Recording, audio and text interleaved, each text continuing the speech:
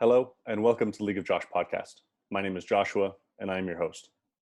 This episode was recorded on June 3rd, 2021, when I was fortunate enough to be joined by Owen Leeder. Unfortunately, Owen and I lost connection a few times throughout our conversation. Not our loving connection, but the one used to telecommunicate. Don't worry, our love for each other remains as strong as ever. It is my goal here to provide you with an unedited, uncensored experience. But during this episode, I was forced to splice out certain sections of radio silence as to not ruin the flow for listeners. Owen has recently graduated from King's University, receiving an honors in psychology with a minor in English. As part of his honors, Owen conducted research into drug addiction and public perception of drug addiction, which will be the main focus for our conversation today. This is a vast topic, therefore we are unable to cover it to exhaustion. Fortunately, Owen gives an impressive analysis and summarization of a broad and intricate body of literature. Owen and I discuss drug safety, the war on drugs, legalization versus decriminalization, harm reduction, treatment, and much more. For the latter half, Owen and I discuss psychedelics, where they came from, where they are going, and why a conservative approach is likely wise when introducing a mind-altering substance to the general public. On this note, I feel it is important to address these powerful substances. Introducing anything into a complex system can have profound benefits alongside dire consequences. The psychedelic literature appears to be promising beyond what anyone would have thought. Counter to common sense, I believe this should heed more strenuous caution. If you are looking to partake in psychedelics, understand the potential risks, as they do exist. Ideally, avoid psychoactive substances if you have a family history of psychosis or mental health disorders. Wait until your mind is fully developed. Tailor a proper environment, both mentally and physically, and proceed with caution. These are not toys, and once the box has been opened, it cannot be shut. Beware of unearned knowledge. Risk and harm are different concepts, often conflated. You walk into a new room and discover a revolver on the table. Upon seeing it for the first time, you pick it up, put it to your head, and pull the trigger. You've survived. Your behavior was rife with risk, but lacked the consequences of harm. Please, practice any drug use in a safe environment and research the negative consequences more thoroughly than the positive. We only have one shot at this thing called life. An addiction or brain alteration can be an express ticket to a lifelong hell that you never would have imagined to be possible.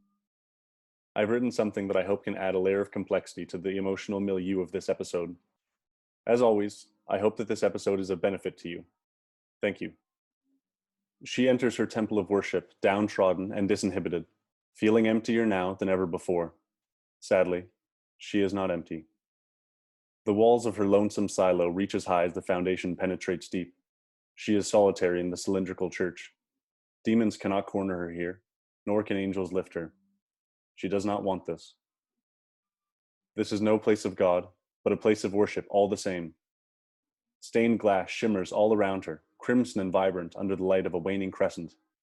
As she unloads herself, the glass cracks and breaks under her weight. She is heavier than she feels. This is all she knows.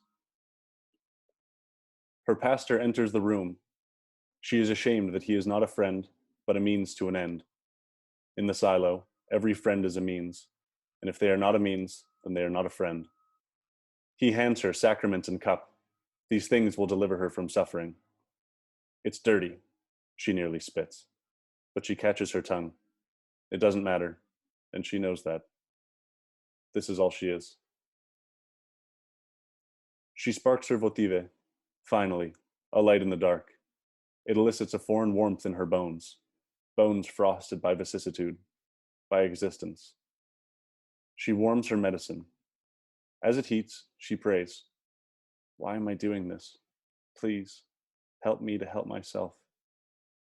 Her brew boils, and she stops. Prayer can wait, the shepherd cannot. She wants help. This chapel smells of vinegar. She looks at her arm. They used to be blue, she recounts. Rivers of life flowing through her. A vast ocean of enchantment was her being, once teeming with hope and life.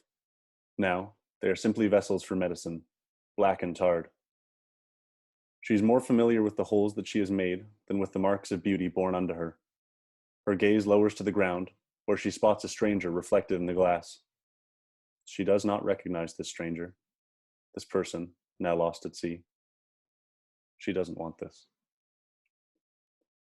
She quivers as cold pierces her skin. The tourniquet releases her arm from its clutches. Just this one last time, she whispers, as she pushes a warm hug of unconditional love throughout her body. The only time that she feels love is when that hug courses through her veins, embracing her universally. Finally. She is revivified, a child again. The veil is lifted, the demons are gone. In that moment, she is raised from inferno, released from her earthly bonds to soar through the heavens. She missed this place. A stray kick from her stomach reminds her that she is not empty. Please, she exhales, just this one last time.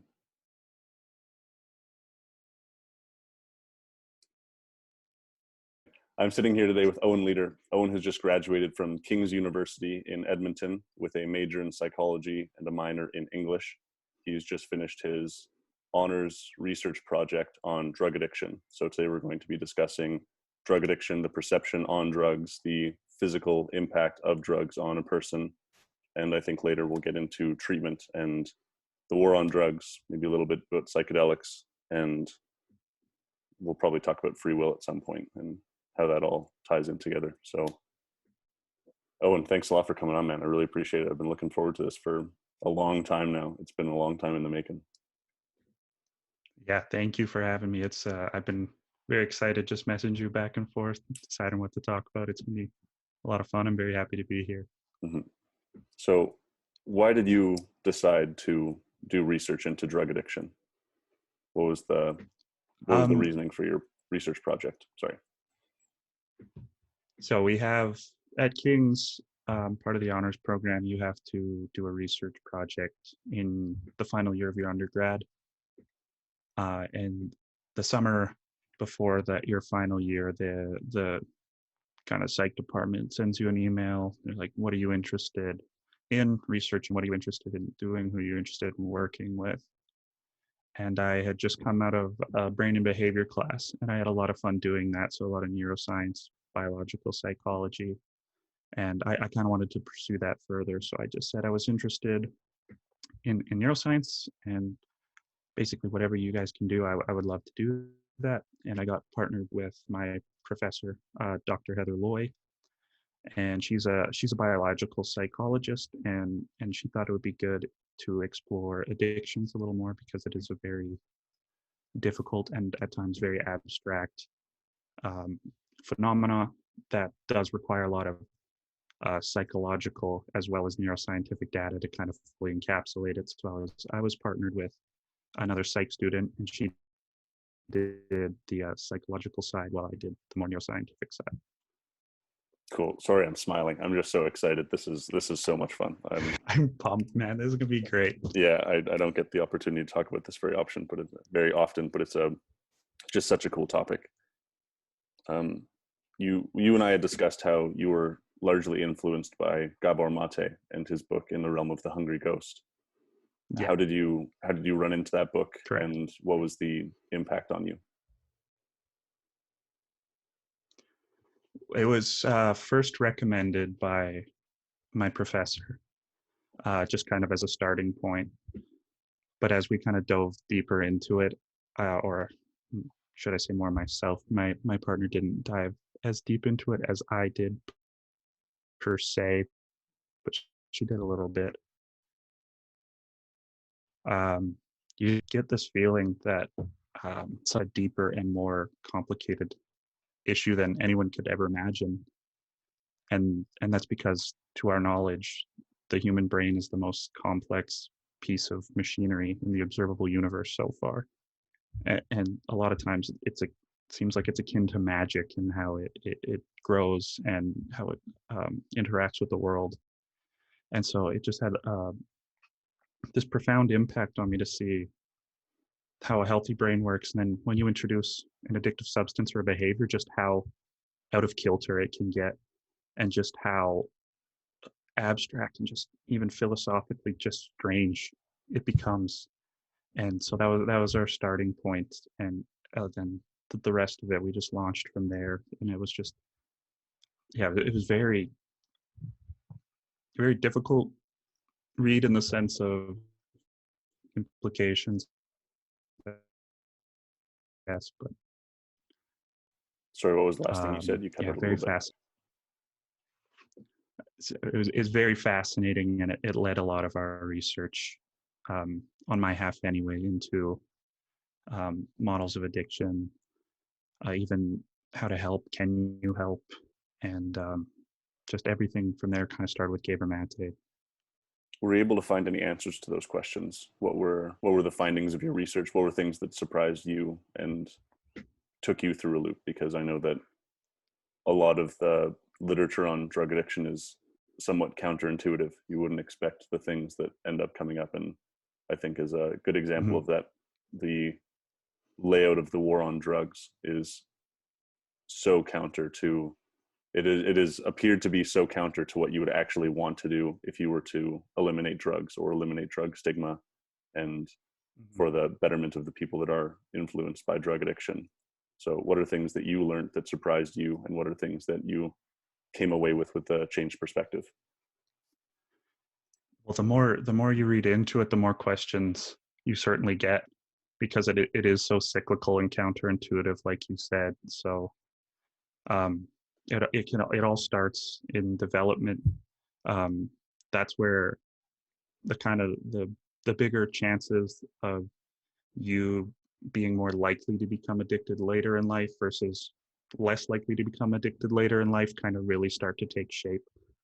And so a growing brain, it's a fascinating little blank slate that requires so much of taking in information, and then the nerves in your brain do stuff with that.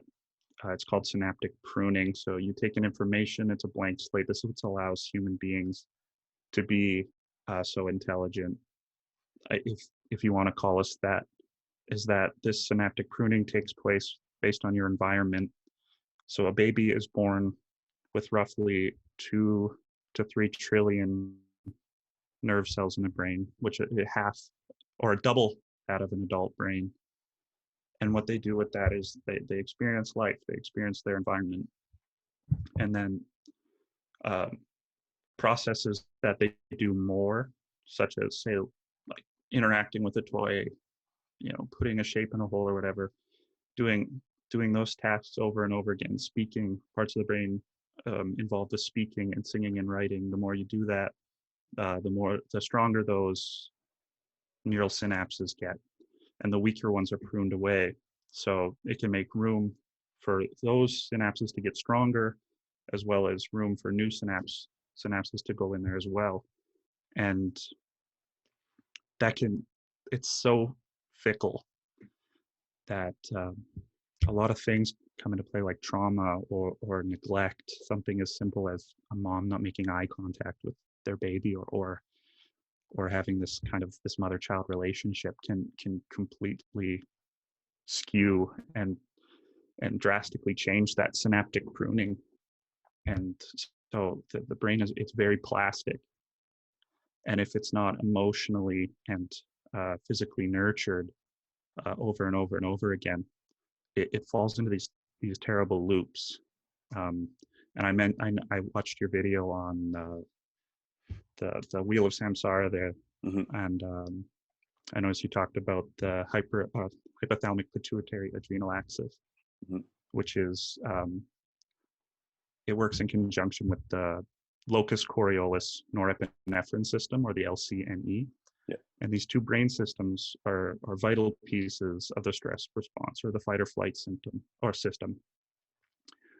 So when sense organs detect something they perceive as threatening or stressful, they pass that information onto a couple of mediators in the brain, specifically the amygdala, the limbic system, and the prefrontal cortex. These systems process that information and generate a response through the HPA axis and the LCNE, and release corticotropin releasing hormone, a signal to release cortisol, which is the stress hormone. This cortisol binds to glucocorticoid receptors in the hypothalamus and the hippocampus. So the hypothalamus is an important brain region that controls a lot of our automatic functions, such as regulating body temperature, maintaining daily physiological cycles, such as sleep, controlling appetite, emotions, and sexual behavior, etc. And the hippocampus is a very complex brain structure, but basically plays a large role in learning and memory, and is a very vulnerable area as well, and gets damaged very easily. So from these systems, messages are sent to the periaqueductal gray, which is a brain stem system full of efferent neurons that take impulses from the brain towards the body. So you can think of efferent neurons sort of like arteries in that sense. This function is important in pain management as well. So when you're not stressed out, or when you're healing from a cut or a wound or whatever, we have endogenous opioids, and we have, which are like, I guess your biological morphine and stuff, Mm-hmm. your painkillers, your biological painkillers. And your body is just riddled in receptors for these, because it's a big part in pain management. It tells the body in times of peace to release these opioids, but this becomes a serious problem when the HPA axis becomes hyperactive. So when it becomes hyperactive, all of a sudden everything becomes stressful, so everything becomes painful. Increase in HPA axis function is also permanent too, if it's something that's caused very early in life. Mm-hmm. So that there are a lot of factors that contribute to that, such as, and this is kind of where the magic of the brain kind of comes in. It's a fascinating little organ. So take a mother and a child. If the mother doesn't emotionally nurture her child, or a father as well, or any parental figure, then synaptic pruning takes place, more in a more negative kind of light, so to speak. Mm-hmm. So if a mother does make eye contact and emotionally nurture her child, oxytocin, the love chemical, is released in the brain, and the more it's released, the more the receptors can develop and grow. And this is vital in later years for emotional attachment and to people and relationships.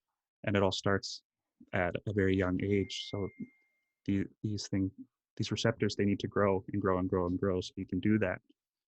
But if a mother neglects her child, or a father neglects his child, or and this is where poverty can come in too. If a family's impoverished, both parents are working, the child's not in school, these don't form.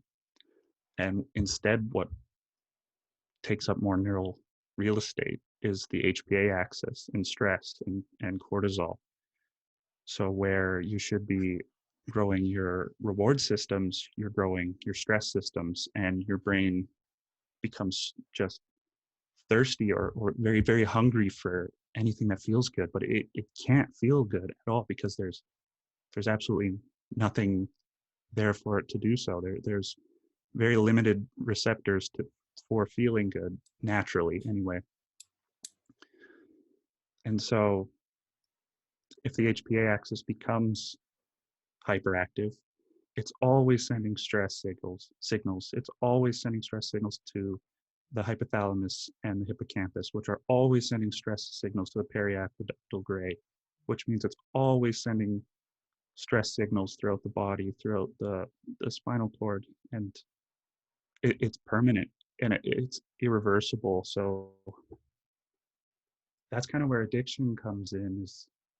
This is just one example as well. There's so many factors in addiction, but this is just kind of give you an idea how complicated it is. Mm-hmm. Is that when this happens, and periaqueductal gray is always sending these stress signals to the body, it's in pain, it's starved of serotonin, it's starved of endogenous opioids.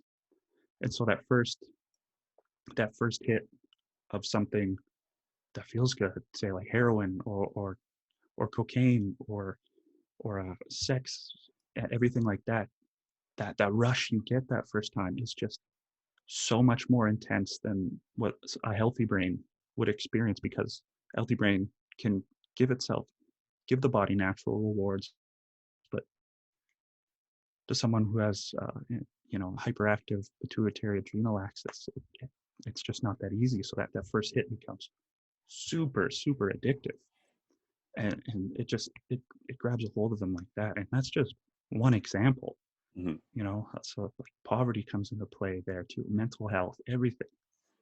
And it just hijacks your reward system. And that's what makes these things so addictive, is just this difference in pathways that were formed when you were a young little child that Mhm. you had no control over. Very cool. So Very, very cool. that's just one example. Right. There's a ton to unpack there. I want to break it down a little bit and then give examples for anyone that's listening, so that hopefully it can be a little bit more accessible and we can jump off at any Yes. point. So if there's anything that I mess up here, please jump in. I'm more than likely to mess up. I do it often. So just hop in and correct me anywhere that I'm wrong. I So talked a lot. no, you did great. You did that was great. Thank you very much. So let's start off with synaptic pruning. So as you said, there are around 2 trillion to 3 trillion neural connections in the brain as we're born, and that's the greatest number that we'll ever have as we come out of the womb. And humans are so plastic, and it was something that I liked that Robert Sapolsky talked about, was that because of the physiology of humans, we come out as the most dependent animal in the mammalian kingdom. Mm-hmm. And so we're essentially hopeless until we reach about maybe 3 or 4 and we can walk and grasp. But for the first year at the very least, we're strapped to our parents, and we can't even hold on like a chimp can. A chimp can hold on to their parents for their mothers for a few days out of the birth canal. And Correct. by evolving into upright walking beings, bipedal beings, the hip the sorry, I'm trying to think of the best way to put this. The size of the hips had to come together, and so mothers who gave birth to children that came out developed tended to die. So as time went on, children came out of the womb undeveloped neurologically. So the narrowing of the hips caused a narrowing, a smallening of the head of the child, so that the mothers could survive. And so all of this follows this evolutionary tract. And then because of that, now we come out of the womb unbelievably plastic. So plastic is a term in neurobiology that means changing, moldable, ever changing, very, very baseline. Yeah, very moldable. Yeah. So the environment impacts a human child far more than it would a lot of other species. You could maybe say that. And yeah, so you come out of the womb with all of these neurons, and then over time they're pruned. So synaptic pruning is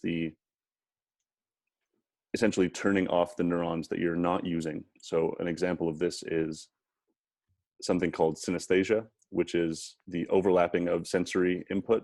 So some people come out as synesthetic, and then over time that gets pruned. This is more of a hypothesis, but it gets pruned over time.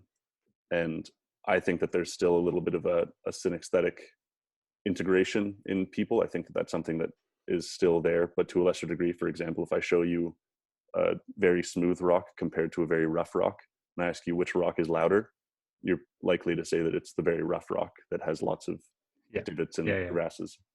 And so I think that that's something where synesthesia survives. But for some people, synesthesia survives to the extent that people are able to see sounds. So when a sound is emitted, they have the sensation of a color.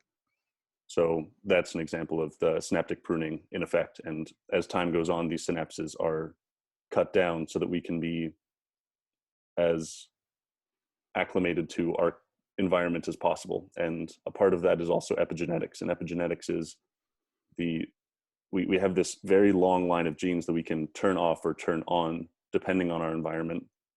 So another example of that may be in the high mountains of Peru.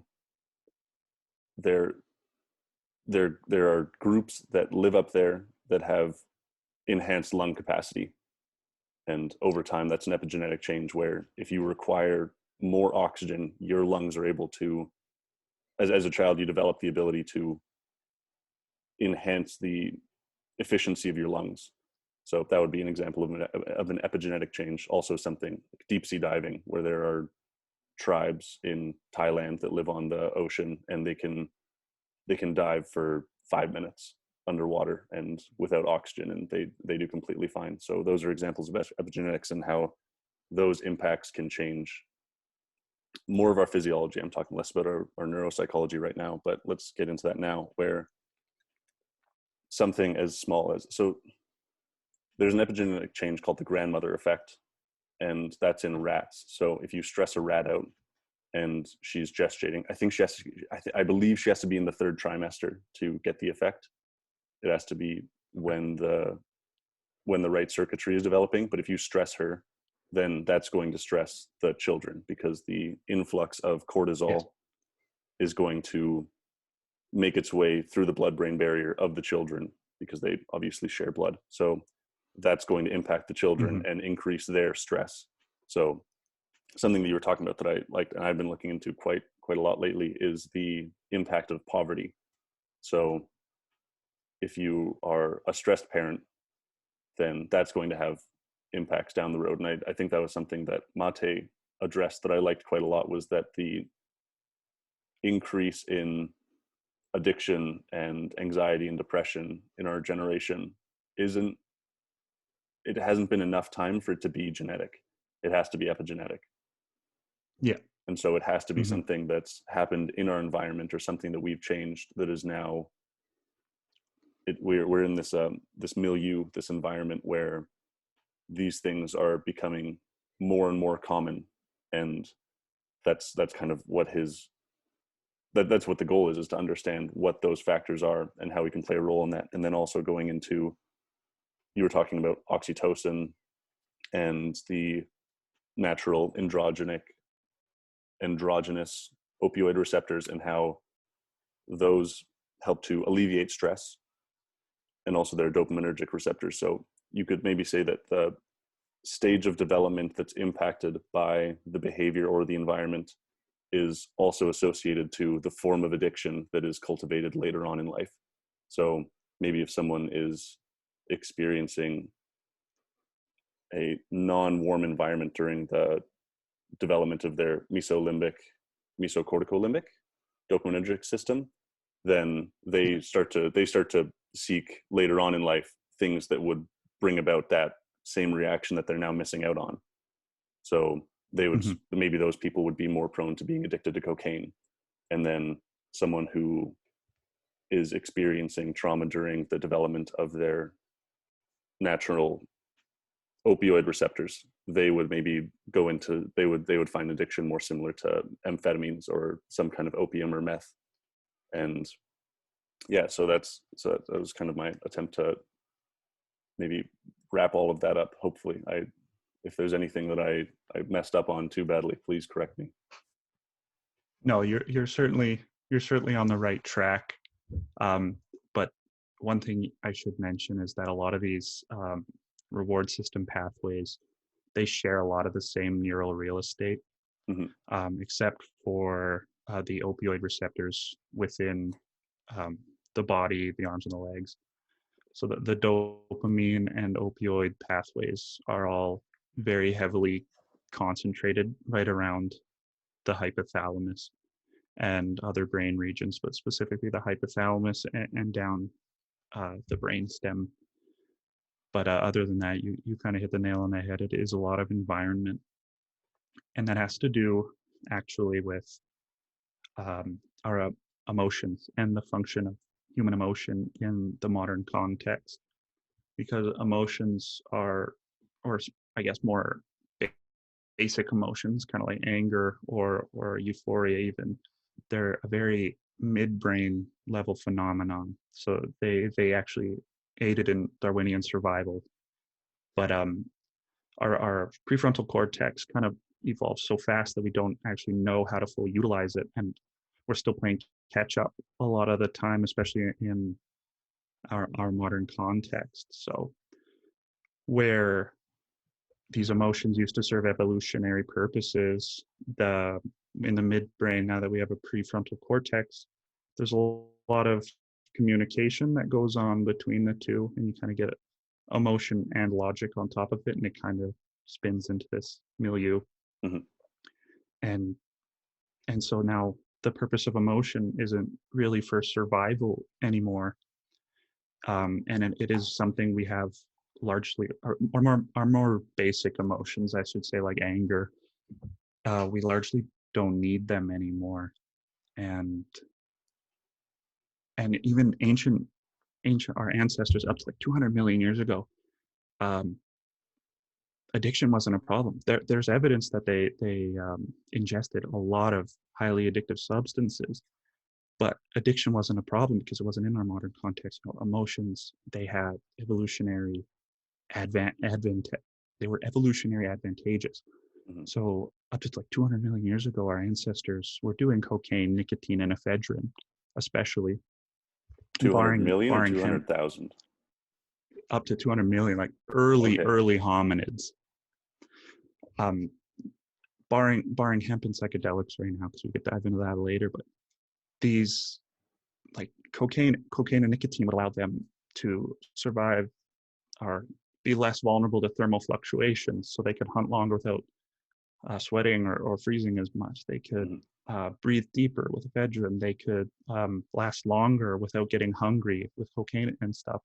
And it just served this purpose of hunting. And then euphoria was a sign that, you know, you got a good hunt, you're gonna make some babies and stuff. But now in our modern context, where everything is convenient, addiction and emotion, they don't play the same role. So addiction is very harmful in our modern context, in our modern environment, like you were saying, because of how much we were able to build, but not really evolutionarily catch up in terms of using our full brain capacity. So now you get things like hedonism and stuff. It's just pleasure for pleasure, where if you did that in like a hunter-gatherer tribe, like you die. Like if you're just doing drugs, like if you had an ancient strain of heroin or something, and you're just doing drugs in the bush next to a saber-toothed cat, you die. But now you don't. You know, you got four walls, you got heat, you got all this, so you kind of can pursue those hedonistic things and still survive.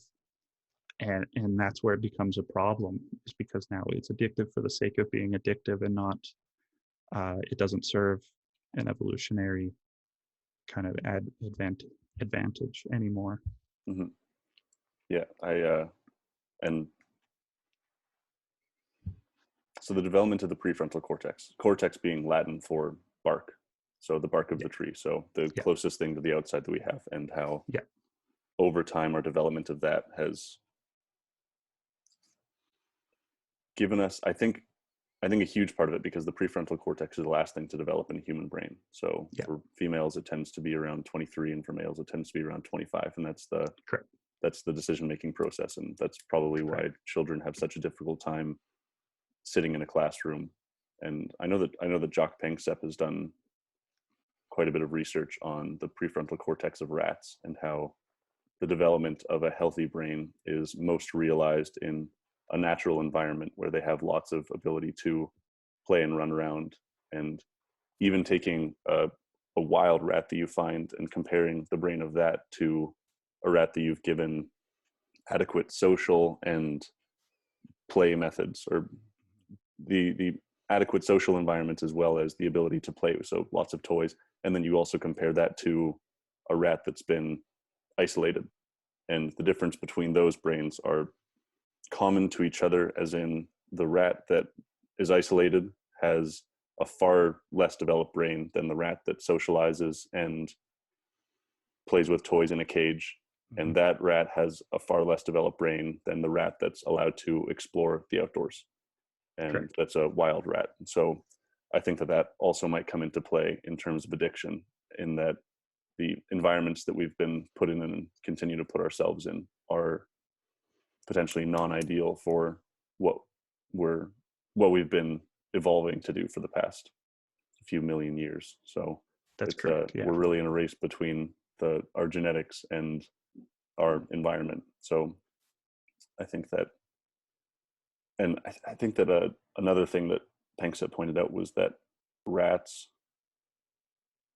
rats that are put on methamphetamine, so that's what they use to treat ADHD, the prefrontal cortex in those rats are stunted even more so than other rats. So I think that that's another thing that we should maybe be looking into as a society, whether we should be prescribing meth to children. But yeah, that's kind of a big oversight, I think. yeah, it's one of those Maybe things. we shouldn't do that. The consequence of a complex system. You give a kid that something that does the thing that you want it to do, and then you don't really think about all of the other things that it could be doing in the future. And I know that ADHD is also a potential predisposition to drug addiction as well. Yes. So I correct. wonder how much that plays into the role of the orbitofrontal cortex, where that's your. I'm sure it's a lot, but let's talk about that a little bit. I'd like to hear your perspective.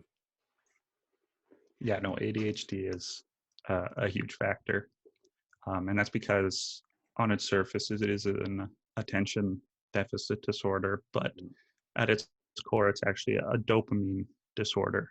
And so like someone with ADHD, they're always fidgeting, and that's why fidget toys and stuff are becoming more popular. The fidget and like the bouncing up and down of your knee, the clicking of the pen over and over again, not being able to concentrate is because that brain just wants quick hits of dopamine because it doesn't get them anywhere else.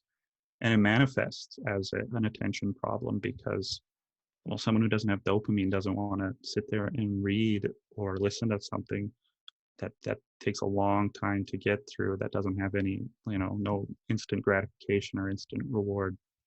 So yeah, ADHD is I read a report somewhere, I think it's actually up to 40 times, the chances are 40 times greater for addiction than, say, like a neurotypical brain is. I think it's up to 40 times. Yeah. I also wonder so it's evil. I don't know how much it plays. Go ahead. No, sorry, you go. We're on a delay here. All good.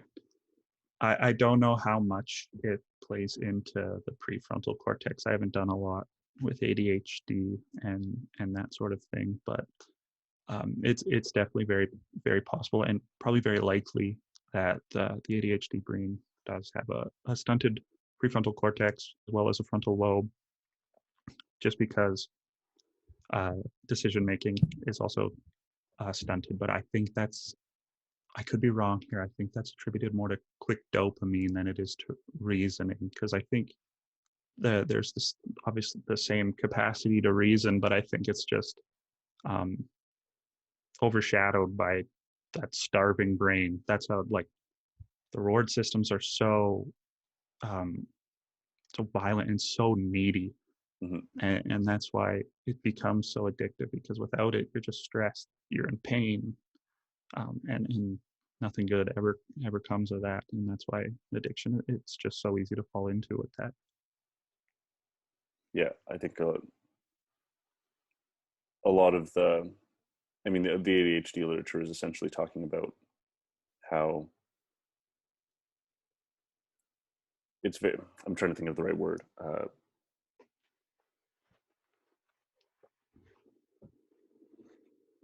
It's hard to stop yourself from doing things when you have ADHD. And I think that comes in quite heavily in depression, and something that you see similarly. And Mm-hmm. I was trying to think of the best way to describe relationships with drugs. And for lots of people, it's not as significant as being on the Lower East Side of Vancouver, which is the drug capital of Canada. Correct. Yeah. But what ends up happening for a lot of the people that end up there is there's a negative feedback loop in addiction. So it becomes parasitic and I understand the connotations of the word parasite, and it's not that I don't want that to be a provocative or inflammatory statement, but what ends up happening is the drug ends up slowly inhibiting the orbitofrontal cortex, which is key in decision making and behavioral regulation. So what ends up happening is that there's this constant feedback of wanting something and not being able to say no. So there's actually a neural mechanism that disallows for people to stop their behavior and to say no to something. And over time that gets worse and worse and worse and worse. And it takes months for that to, it takes months away from the drug for that to kind of recuperate itself. It'll never be to the full extent of what it was, but it takes a long time for that to, for people to be able to control their behavior more. Yeah. Yeah. And that's where addiction becomes a very cyclical thing too, on a sociocultural level as well, because poverty is a big factor, and for addiction, because of that early life stress, and the chances are higher for experiencing trauma.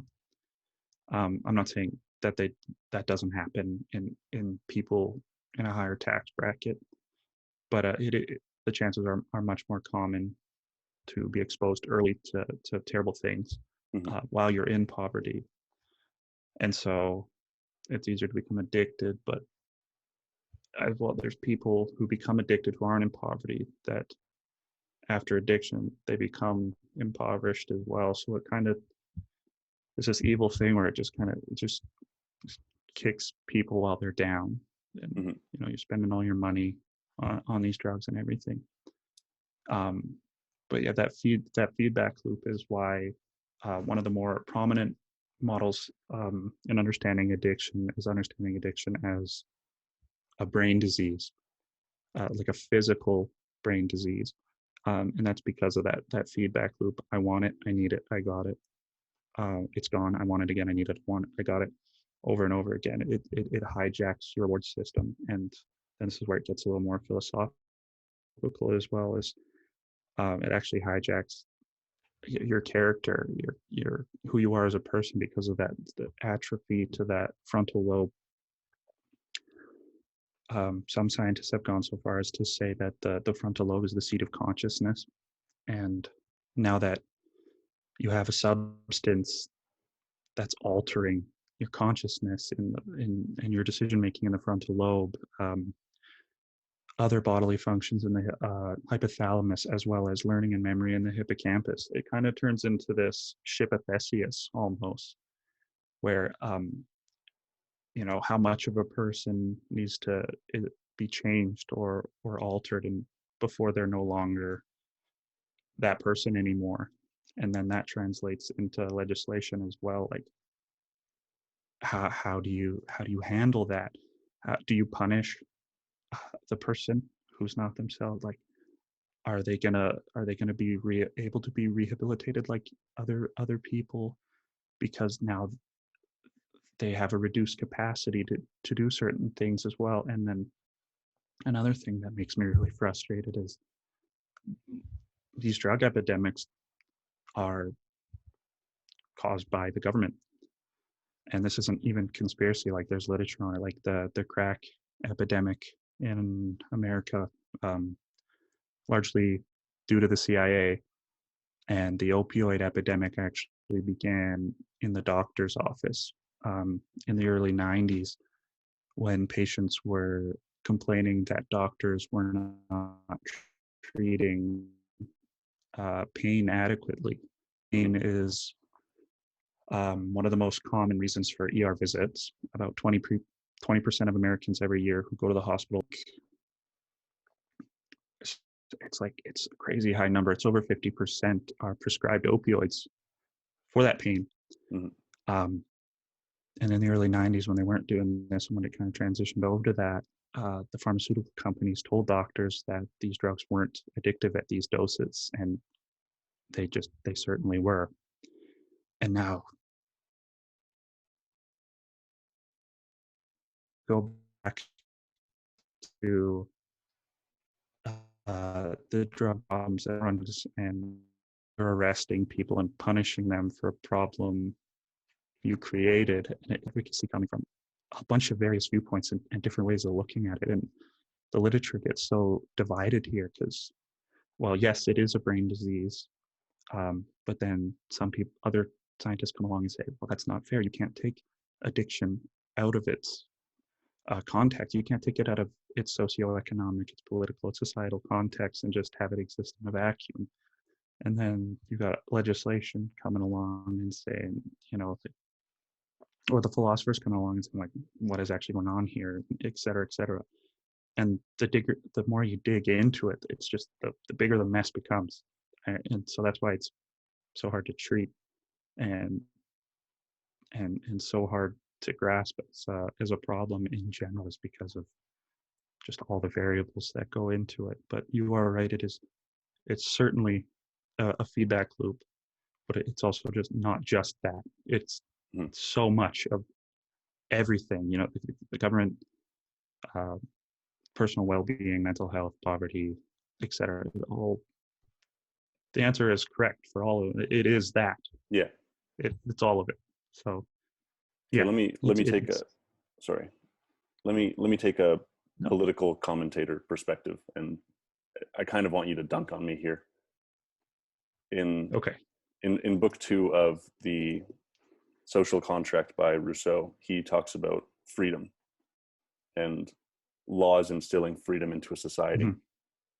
A part of that is you aren't free under the law to do anything that you want. You don't have private will. You have a societal will. So you're not free to do everything that you want because that might impact other people.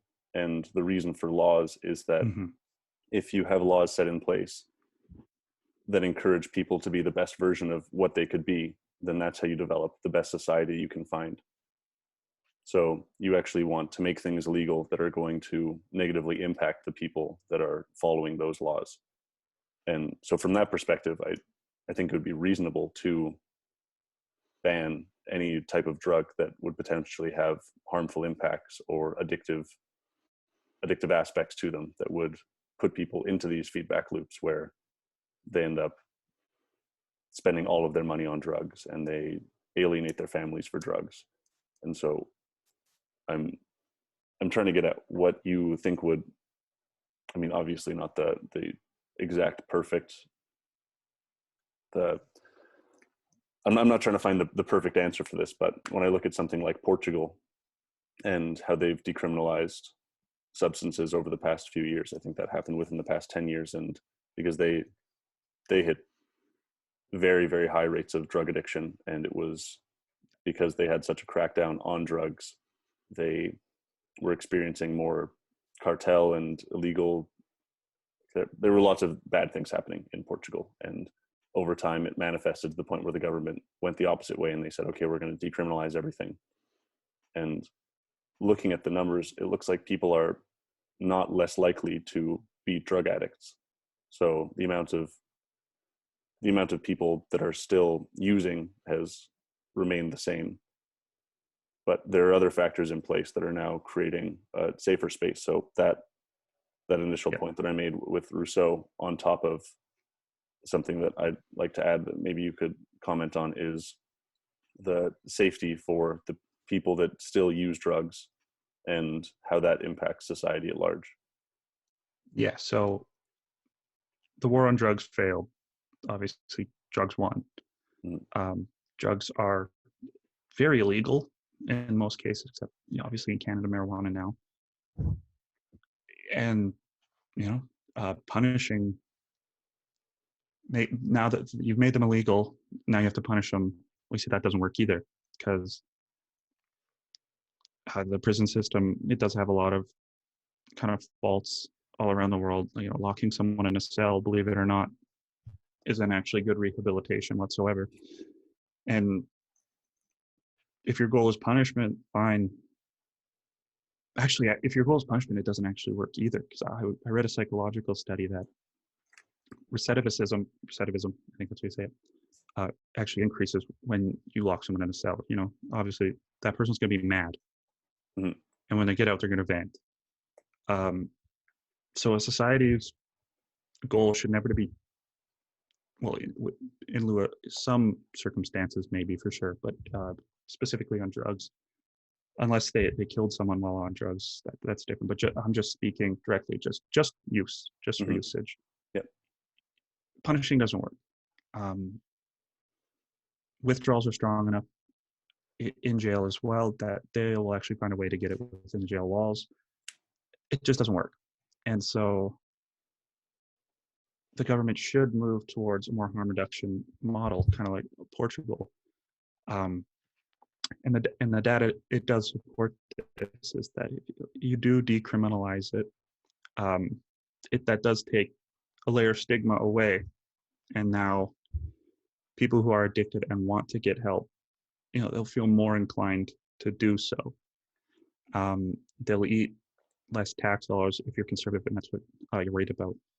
I think tax money should go back into a community, to help with infrastructure and other things to help. Mm-hmm. Then if this money goes back into harm reduction and stuff, that it actually works. Punishment doesn't work. What you need, is you need like safe injection sites, other harm reduction models, access to addictions counselors, et cetera, et cetera. And these are the things that help. It's almost as if trying to get at the root of the problem rather than isolating someone in solitary for years on end will actually solve the problem, and it actually costs a lot less to do this as well.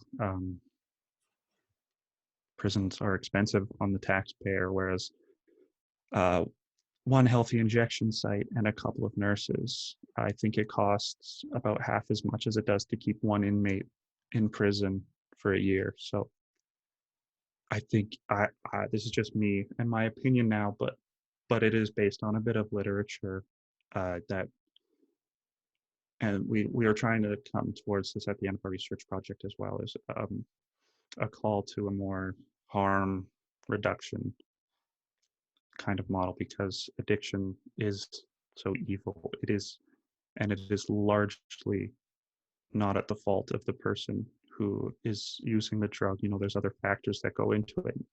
So as soon as you can see the person behind the addiction and recognize them as a human being, I just feel like a harm reduction model just works so much better, and there's less overdose deaths. There's less this and that and this and that, and it's just so much better on every single front.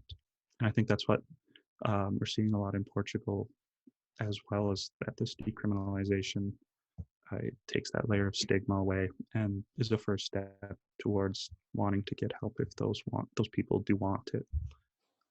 Because making drugs illegal doesn't make them go away, as we see drugs, as I said before, kind of circling back. They are illegal and they're still epidemics. So it's not working, and it needs to be something more holistic and more interdisciplinary anyways. Mm-hmm. So a few things that I want to comment on there. You're totally right that it's actually far more cost effective to start safe injection and rehabilitation projects than it is to put people into jail. And for a few different reasons that I don't think people would think about immediately. One of which being, if you're convicted as a drug user, then you end up going to jail, and then you're losing a certain amount of time in jail. You come out of jail, it's more difficult to find a job. You've lost all of the ability to work in a job during that time, and you're also unable to support yourself. So you're coming out on whatever $0 that you had, and you're essentially going right back to the place where you were. And there are a few, I found this really interesting in the behavioralist school of thought, is that we don't only become addicted to the substance, but also the environment in which we take that substance. So the majority of people that overdose aren't overdosing in the place that they normally take the drug. So if you look, I would implore people to go and look up their favorite Hollywood actor that overdosed, and none of them overdosed in their home in the place that they've done it over and over again. They're normally overdosing in a hotel room, and a part of that is you become you develop an association between the drug itself and the environment. And so anytime you go into that environment, you are taking your body is preparing beforehand for that drug, and we always want to be in homeostasis. So we always want to be Yeah. at the same level neurochemically. And I think that that's something that I actually wrote down while I was writing your paper the other day, was that an issue with drug addiction is that the dopaminergic system is at such a deficit, Mhm. and the HPA axis, the cortisol system, is it's so much higher than it ought to be. And so the goal of drugs is to introduce something foreign that actually creates homeostasis. So you're essentially trying to create your own homeostasis with that drug. And so Yeah. what ends up happening in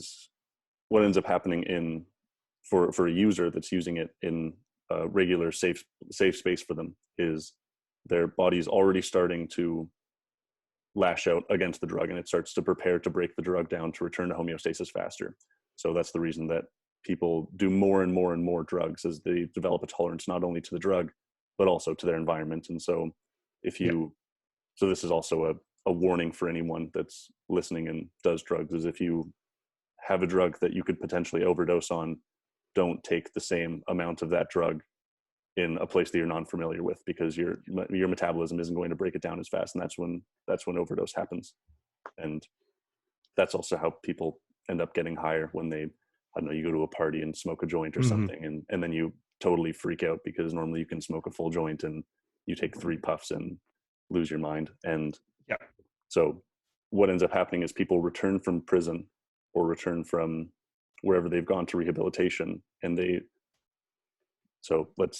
I'll paint a picture. You're on the subway going back to your home, and you're totally clean. You've been clean for several years now. As you get closer to your home, you start to see things that you now associate with drugs. You see the train station that you purchased drugs at. You see the people that sold you drugs. All of these things start to elevate your response to getting those drugs. And then as you get closer to the Manifest spot, as a craving. right, yes. So as you get closer and closer to that spot where you've done drugs, the withdrawal symptoms actually re-manifest themselves. So it's not enough to just to get someone off of drugs and then reintroduce them to their environment. Something that I started to do after breakups, funnily enough. This is kind of when I really figured this out, was I would often go to the places that meant something to me in the context of that relationship. And initially it would be very tough to do. It would be very emotional. And then as time went on, I was able to more and more normalize the experience. And then I was able to reclaim those places for myself. And so I think there's a similarity in that between what I did there and drug addiction and how to treat drug addiction. So just going to a rehabilitation site and then expecting people to return home and not to relapse is, I think it's something that we haven't really addressed as a society yet.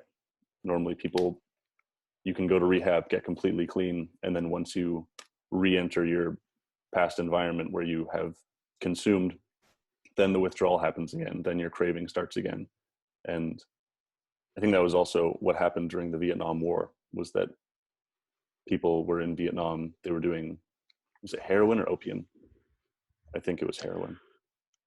I can't remember. I'm pretty sure it was heroin, but people are doing heroin in Vietnam. And as people are coming back, as the veterans are coming back from Vietnam, the government is starting to freak out because they understand what's going on. They think that a bunch of people are going to come back into the country and essentially be drug addicts right from the start.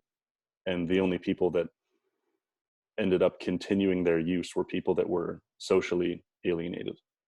So people that didn't have families. And that's another part of this whole thing, is the family unit, and doing any type of rehabilitation with your family or with a support system is far more successful than doing it on your own. And so those people that came back more successful. Yeah. And so those people that came back from Vietnam, it wasn't only that they had support networks, but it was also the fact that they weren't in the middle of a foreign jungle that would initiate their craving cycles. So I think that those are all interesting things to think about. I had another son of a bitch question that I was going to ask on the end of that. Oh, right. Okay. So let me put my hat on so people don't think I'm an asshole. I'm someone that has experienced trauma in the past, and I'm not a drug addict. Yeah. why in the world would I want my tax money to go to a bunch of junkies that end up shooting every ounce of money that they get through their arms? Why is that something that I would want to do? Why can't they fend for themselves? I think something that Mate referred to in his book was an RCMP officer that was asked about drug addiction, and not methadone, something that inhibits the craving for heroin. So people end up, but it was naloxone. And he was upset that more and more people had naloxone kits because one of the greatest deterrents for drug use is overdose. Yeah. So if you start offering people all of these things, then it's going to increase their likelihood that they're going to consume drugs. And so back to me being a son of a bitch, why would I want my tax money to go to these people that are essentially just eating it, and they're not being working members of society. They're not increasing the quality of my community. So why would I want that? Well, one is that overdose being kind of the biggest deterrent to addiction is just it's categorically false. So when you're that far into the throes of addiction, especially on stuff like heroin or what have you, overdose becomes a problem the more and more you do it, because you get stronger and you need more to get that rush. Mm-hmm. And by the time you're at that point, there's not a lot of people who struggle with addiction on drugs that you can overdose on that are actually that worried about their lives.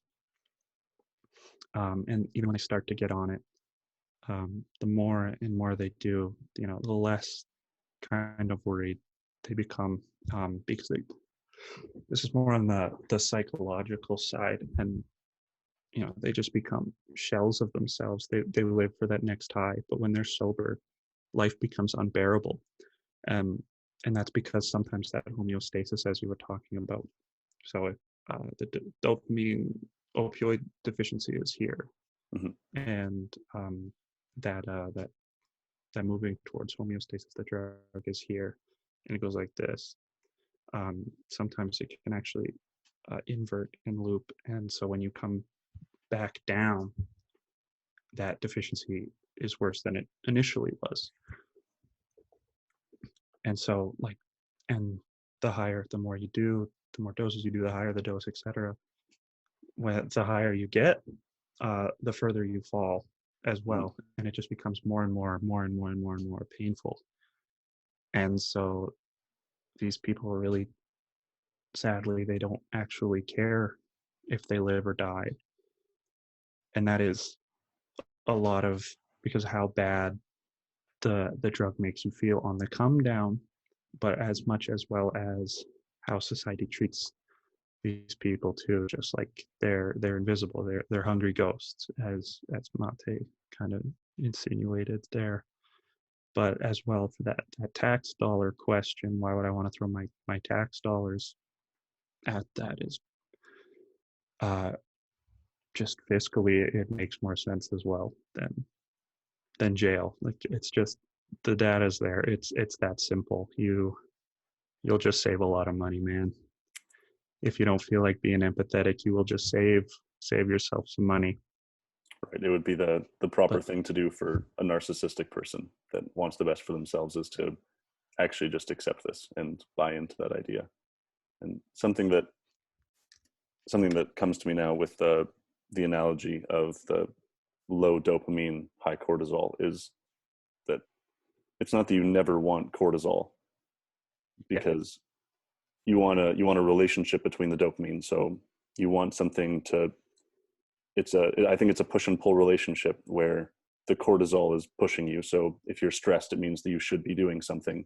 And if you're motivated, it means that you want to be doing that thing. So there's a relationship between the two where they're inverting between one another, and you're motivated and then you're stressed. You feel the need to do something, but it's not a detrimental stress to your life until that dopamine dissipates and the cortisol increases. And so that's when the technical term for that is allostatic load, when Yep. you have an overactive HPA axis. So, and that leads to a ton of different things like cardiovascular disease and high blood pressure and all of these other things. I would liken it to cortisol being an acid that runs through your body constantly and breaks down tissues that end up having long-term implications. Yeah. Yeah. It's on top of that too, it actually can cause mental illness. Kind of back to that epigenetic stuff you were talking about. The more stressed you are, it's kind of like the mutant gene in X-Men, I guess.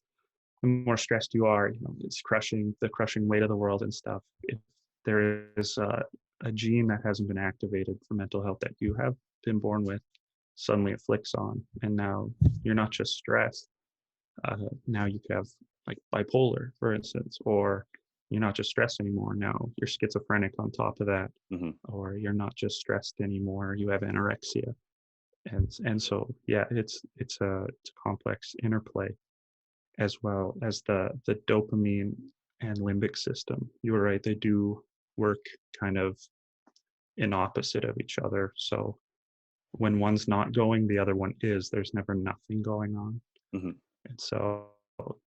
But with that hyperactive HPA, then it's just going all the time, and no dopamine is ever getting in there. But yeah, that's correct. Yeah. I think that I'm trying to think about. I had a thought there. Let me just get it back. Yeah, no problem.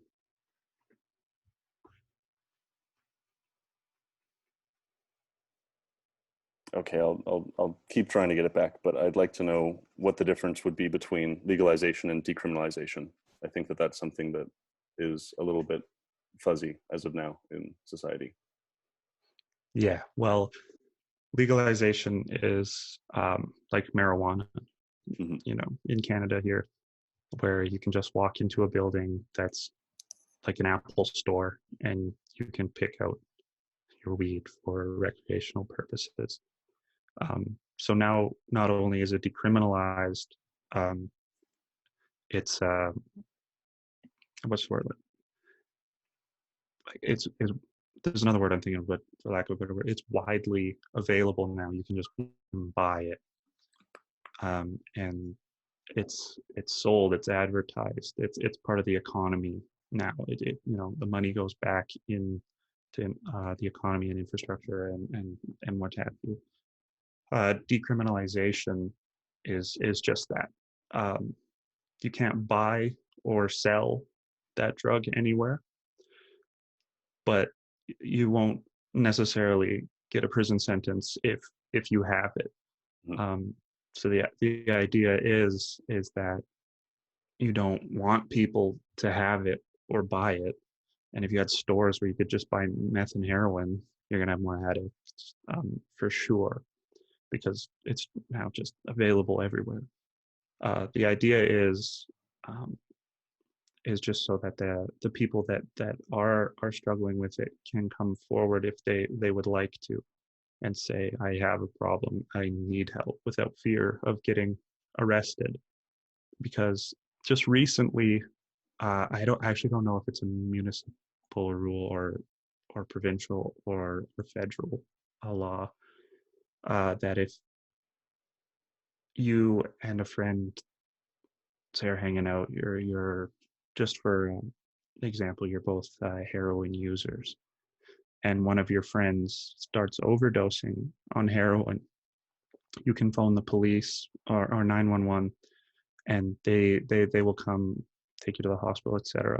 But if they find like heroin needles on your paraphernalia, you won't be arrested, because that life-saving kind of thing. Like if the fear of arrest has actually it killed people, because they won't get the help they need, because is it better to be dead than alive in jail? Like oh shoot, I'm in so much trouble. But it's kind of that, it piggybacks on that kind of idea. Just decriminalization versus legalization is the commodification versus okay, you're not going to jail. We can help you, but it's not without uh I lost the word, but it's like have you seen the movie Watchmen? Yeah. I just like a line Dr. Manhattan does that kind of sums up decriminalization. I can't remember the context, but he said, "Without condoning or condemning, I understand," Mm. and that's kind of what decriminalization is. Hmm. That's a good line. I like that. The the thing I was thinking of before was the relationship that people have with drugs and how they actually don't. After a while, they don't actually enjoy the drug anymore. They're doing the Yeah, drug just to rebalance their neurochemistry, and they become as or addicted just to to. not get sick. Yeah, exactly. They're doing the drug, number one, because they actually end up liking the ritual of it. They find that that's Mhm. very soothing, because I think that that's associated to our dopaminergic system, where the dopamine is actually higher on your way to a goal than it is when you Yeah, achieve the goal. complete it. Yeah, and so that was something so I just wanted to come back and tie that up. No, And yeah, that 100%. yeah, and something that I, number one, it's not really a good thing for the people that, it's not a good thing to be afraid of the people that are supposed to help you when you need help. Yes. That's something about the police and the medical system in the scope of addiction. Another thing is the things that become associated with decriminalization. So being able to offer doses of drugs that are very expensive for people in harm reduction site. So a few different facets of harm reduction site is that you're able to you're able to acquire clean needles.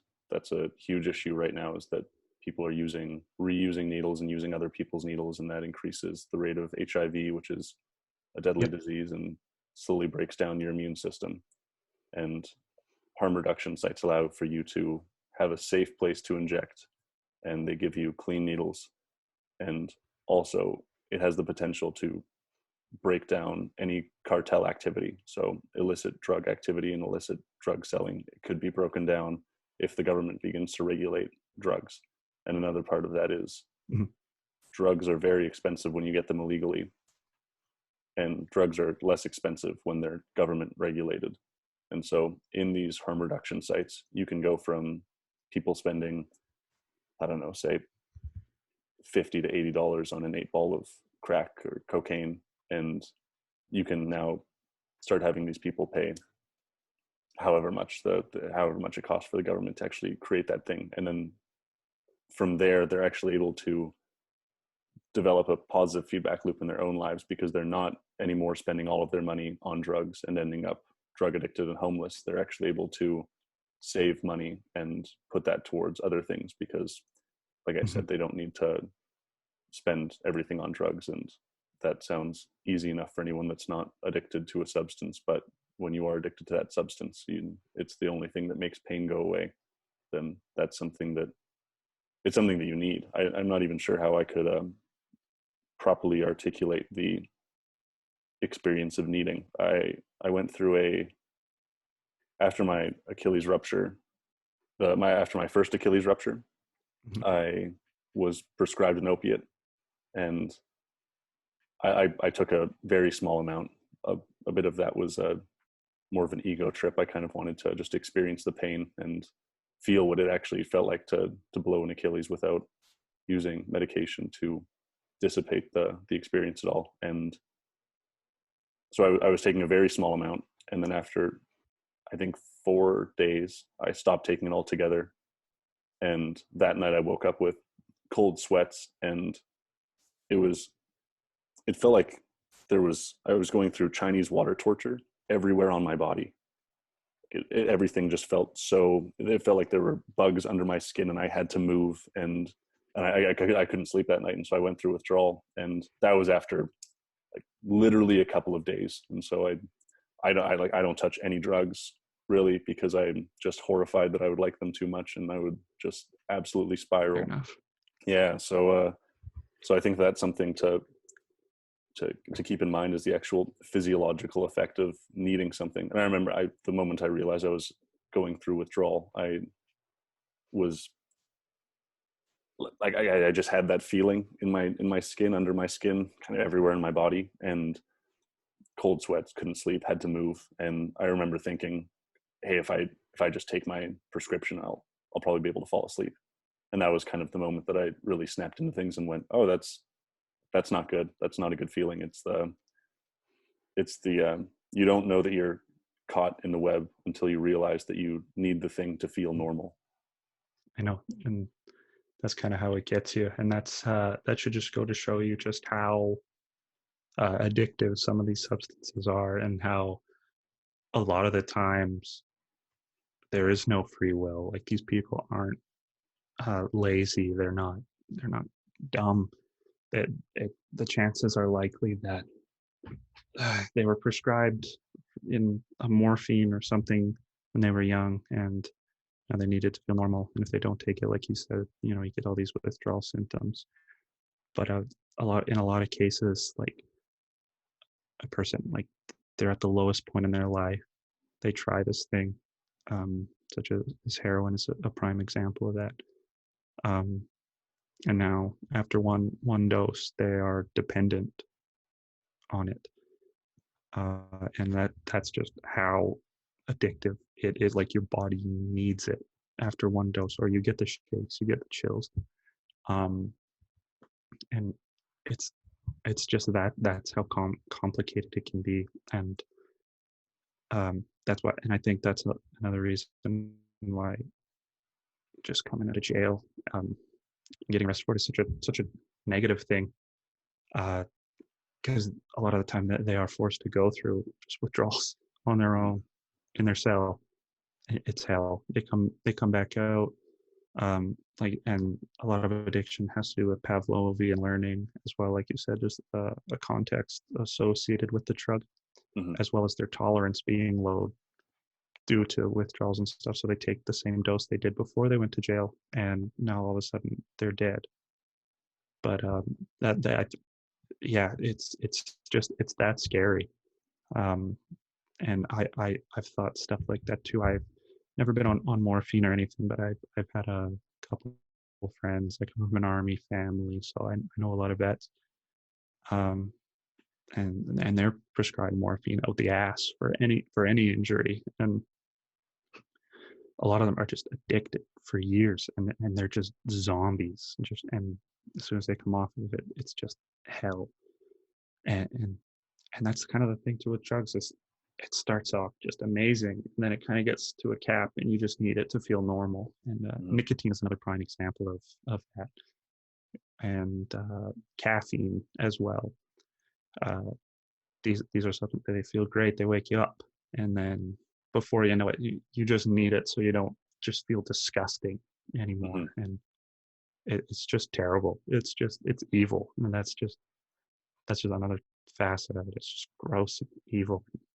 It's not as easy to say that this person is just lazy and they don't deserve love or sympathy or whatever. It's low followed by dependence after one hit. And I don't know. It's that evil, and it's that quick, and it's that life destroying. So I'm good on you for being able to kind of power through that. Though that's not easy, especially with morphine, man. That's like, good on you for recognizing that, and then even better on you for actually taking the steps to go through that. That's not easy. I was just scared. I was absolutely horrified. I had done my fair amount of research into drug addiction. I was very interested in drugs growing up. So I recognized the symptoms, and it had never been anything that I'd gone through before. So first thing I recognized the symptoms and what was going on, I knew that it was a quick road to hell, to say the least. So yeah, I had to pull the plug on that. I think that one thing that you say about the initial experience of bliss is that, well, there are a couple different ways to look at that. Is that when you're using a drug to treat pain, you don't, in my experience, I didn't really actually experience euphoria or bliss from the drug. It was just the pain went away. And then as I came off of it, then I realized more and more that maybe the euphoria was to bring me back to my baseline of not being in pain anymore. And it wasn't actually me exceeding any of my neurochemicals at a normal level, but it was me recalibrating and finding my homeostatic place. So then over time those things they acclimated to being in the same place, and my opiate receptors went lower and my homeostasis stayed the same. So then that's what would cause addiction. But for lots of people that get into drugs without having a prerequisite requirement such as pain, is there's an immediate revivification of childhood where things are new again. You look around and things are new and you feel warm, and you finally feel like you're having a hug for the first time in your life. And there's this visceral experience of warmth and novelty, and everything is new. And then as time goes on, like you were talking about with a lesser example of nicotine and caffeine, is that over time it's something that you need, because it starts off as great and then over time it becomes normal. And once it's normal, then you need it to be normal, to be yourself. Yeah, just a beautiful face, but a cold heart. And it's just all the time. It's like that. There's never one addiction that actually serves to benefit anymore like it did in the past. Like it's just it all leads down a pretty bad road of craving and feeling sick and throwing money at the problem to just keep you from feeling terrible. And I think that's partially why it's such a problem too, is because we don't know how to fix it. There's no panacea, there's no cure-all for addiction, and actually addiction treatment looks very different depending on gender, on socioeconomic class, on type of substance or behavior you're addicted to. And there's so many variables that just go into what kind of therapy you need, that now we have no idea how this started, what the prognosis is, and now we have no idea how to accurately treat this. And it's question on question on question on question. And that's why I think another reason I think jail is just the worst answer possible, especially with people who are addicted to things like alcohol or barbiturates. Withdrawal can kill you. Mm-hmm. With it, you just die.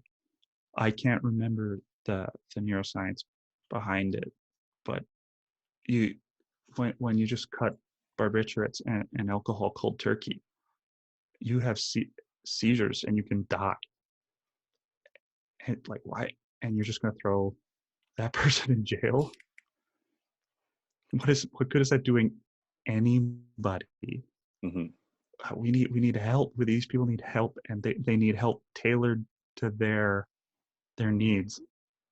And it's just, as a society, we're just handling these problems just categorically and inherently wrong in every single avenue, judicially and governmentally anyways. And I'm not advocating for people, again, who like drink and drive and kill people and stuff. Like I definitely think those people should have a stricter sentence put on them. But just people who are just addicted and that's their vice, it just blows my mind that we're treating them this way. Anyway, yeah, it's objectively wrong. Mm-hmm. And I wish, and I hope more people come to understand that. I know that there are societal factors that we could work on too. One of something that tends to be successful in addiction rehabilitation is telling the truth. Simple enough as it is, being able to tell people when you've relapsed, to tell people what you're experiencing, how you feel, having a social milieu where you're able to actually express yourself and be honest with people. And so when the founders of AA, they approached Carl Jung and they asked him to comment on addiction and the biology of addiction. And he said, addiction isn't about biology. It's not about any of that. It's a spiritual issue. And I think that he didn't hit all of it, but I think that he hit a couple nails on the head there. And for one example, I think 40% of residents on the Lower East Side in Vancouver are Indigenous, lots of them being Indigenous women. And I had a conversation with a friend a couple of weeks ago now, and we talked about suicide rates in Indigenous bands. So 10% of bands harbor 90% of youth suicide in Indigenous bands. And I don't think that number would be far off if we compared addiction to that as well. And a few of the, just for anyone who hasn't listened to that episode, a few of the factors that play into that are self-governance is one, having more control over the policing in the community, and having cultural practices such as teaching language and dance and music, and a lot of those things, they all play in together, and having a sense of place, and all of those things coalesce together, where if you have a strong community, you have a strong family, and that develops strong individuals. And so I think that there is a large spiritual facet to drug addiction. And maybe we can go into the more brute force spirituality of psychedelics. And I really liked your paper on ayahuasca and how that the relationship between a drug and drugs. I think that that's something that the legislative branch can't really wrap their minds around, and I agree with them, because it's a little bit strange and freaky, because we just have really no idea what a lot of these drugs are doing. And by drugs, I mean now psychedelics. So maybe I'll refer to them now as psychedelics rather than drugs, and drugs is the actual addictive ones. So psychedelics tend to not be addictive. Psychedelic research started in not at all. It's I think a part of that is they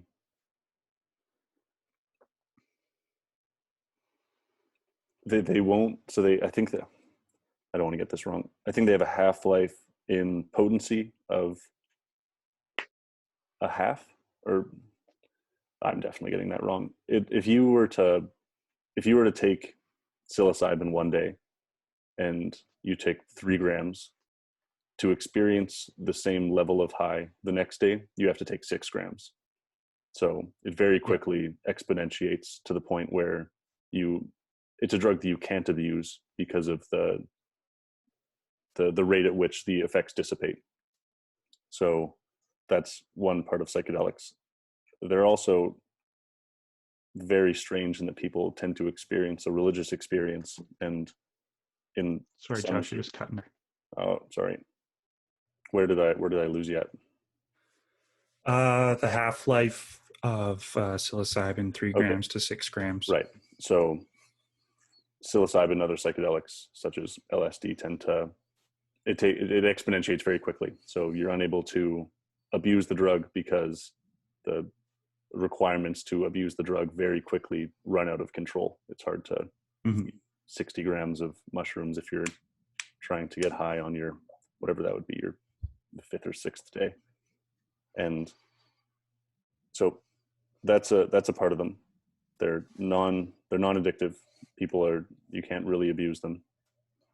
They also tend to initiate a religious-like experience, and in some circumstances you see things that are indescribable. Rick Strassman he was a Harvard researcher in the 70s that essentially left DMT research because about half the people talked about seeing aliens. They went to a different planet and they saw little men and women that weren't supposed to be there, and tons of people said the same thing. And he said, well, maybe that's a hallucination and maybe that's not real. And all of the people said it's more real than you are right now. So that's I think that's another thing that really put the the brakes on any psychedelic research. And so now psilocybin at Johns Hopkins is being researched quite thoroughly. And the only reason that it's not LSD is because it's hard to spell psilocybin. And there wasn't the same emotional connotation to psilocybin as there was to LSD. And so I'd like to know what your thoughts are on psychedelics in general and what you see as the future of. Actually, I don't know if you knew this, but Gabor Mate was using ayahuasca to treat addiction. That doesn't surprise me whatsoever. Yeah. I think right after he finished The Realm of the Hungry Ghost, he did his own ayahuasca ceremony, and then he started to use it to treat addiction in the Lower East Side. And the Canadian government came down and told him that he can't do it. I believe that. Yeah. There are some ayahuasca churches in the Amazon and the lower parts of Central and South America that researchers can get a grant to study. But for those of you who are listening who don't know what ayahuasca is, it's a plant tea version of DMT. You might have heard Joe Rogan talking about that. Psilocybin is the active ingredient in magic mushrooms, and LSD is, I can't remember what it stands for, but I think most people are at least familiar with LSD. Lysergic acid. It comes from LSA, which is lysergic acid. Okay. And that is, you can get that from ergot mold. So ergot mold is something that grows on certain types of wheat. Okay, so it is at its core a fungus as well. Yes, yeah. Okay, that's interesting. I've heard a few theories about the Salem witch trials being initiated by people eating ergot mold infested bread and having a bunch of LSD trips. Yeah. I just finished a book called The Immortality Key by Brian Muraresku, and his mission there is to go back into Western society and understand if psychedelics were the leading factor or the leading substance that people took to go on spiritual journeys into the underworld. So it goes from, I think, the gods that held the sacrament, essentially. That's what it turns into, is the religious sacraments in Christianity. It went from Horus in Egypt to El, and then to Persephone, and then to Dionysus, and then to Jesus. So that's kind of the string that he follows in exploring whether there were psychedelic compounds in religious experience that inevitably created religion itself. That's fascinating. Very cool. I want to take a look into that. I haven't actually read into that at all. That sounds fascinating. Yeah, highly recommended. The research I've done is mostly on psychedelics is mostly in psychiatry and psychology and healing, and it's pretty astonishing, actually. I mean, it's pretty interchangeable, minus a few details, between most psychedelics, especially the most plant derivative ones like ayahuasca and mushrooms, is that they're a psychiatric marvel. There's no pill or treatment on the planet Earth that is effective at curing and healing as much as psychedelics are. And there's streams of data now that are starting to back this up, because, like you said, it is becoming more researched again, because we have a fresh perspective on it. And I think just recently in Colorado, psilocybin was decriminalized. But some of the it's just, it definitely does put the magic in magic mushrooms. So things like ayahuasca and DMT, they have neuroregenerative effects, and that shouldn't happen. But when you ingest these substances, it happens. And so that synaptic pruning that has taken place, I'm 23, you're 24, 25, right? 23. My bad. That's okay. Uh, a lot of our neural branches are set in their ways now, like the synaptic structure that we formed throughout these last couple of years. Sorry, They're you cut very out for a second there. You cut out at you started talking about synaptic branches. so that yeah, the synaptic branches that we have uh, largely by and by make us who we are by this age. The brain is still plastic in a lot of ways, but it is much more difficult to kind of prune things that you've been doing for 23 years now. Mm-hmm. But when you take psilocybin or especially psilocybin, all of a sudden parts of your brain that never talk to each other are screaming at each other and talking loudly over each other everywhere, all of the time during the whole trip. And so it creates these new neural pathways for you that actually build you a framework to get out of some of the ruts of your life that you've been stuck in. Like, say, like you wake up every day, you feel like you're a failure, you feel like you're this, you're that. After one trip, all of a sudden you got a new pathway around that, where it's like, this is how you can get better. And all psilocybin does is give your brain a little nudge and activate some brain areas, and all of a sudden you're a much more divergent thinker. And that's the main mechanism for healing in the psychedelics is what they think anyways is divergent thinking. It increases your creative capacity by letting your brain communicate with itself on an unprecedented scale. I think everybody's heard the thing where we only use 10% of our brain. It's a little higher than that. It's more like I was going to say we use 20. all of our brain. It just depends on the Yeah, situation. it's just not all of the time. Yeah. But when you're on psychedelics, you are using way over half of your brain all of the time during the whole trip. So it's bringing up old memories. It's thinking about the future and dying and being okay with that. It's being aware of the present. It's almost like seeing past, present, and future at the same time. And it's so powerful because of all these connections being made and just shooting off like light, that it can cure PTSD in combat veterans. It cures it. So so people after one dose, a lot of the times they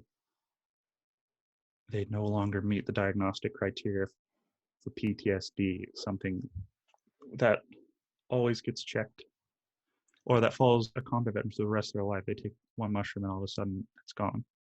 So just to give an inkling of insight into PTSD, essentially what happens is someone meets a situation which decimates any axioms of reality that they once thought were possible. So essentially it happens often in war when you see things that you never thought that you would see. And what happens is the research is a little bit differentiated between a predisposition towards PTSD and what actually happens neurologically when PTSD happens. So from one perspective, you have the predisposition is that your hippocampus is a little bit smaller, and that predisposes you for PTSD. And then from the other perspective, it's PTSD causes a reaction where your hippocampus shrinks and your amygdala expands. So your amygdala being, yes, in layman's terms, the area for fear and negative emotion, to some extent, arousal. So sorry, continue. I just wanted to point that out. Yeah, no problem. Thank you for that. So it can cure PTSD. And yeah, there's genetic predisposition as well as environmental factors that go into that. It can also, it cures anxiety, it cures depression, it cures just almost any mental health problem you can think of. And it doesn't make it or lessen the symptoms or anything. It cures it, which is, to psychiatry, it's a big WTF. And on top of that, it cures addiction as well, especially nicotine, and alcohol. Those have been the most studied anyways. Um, it cures them. A lot of the time, it isn't after one session.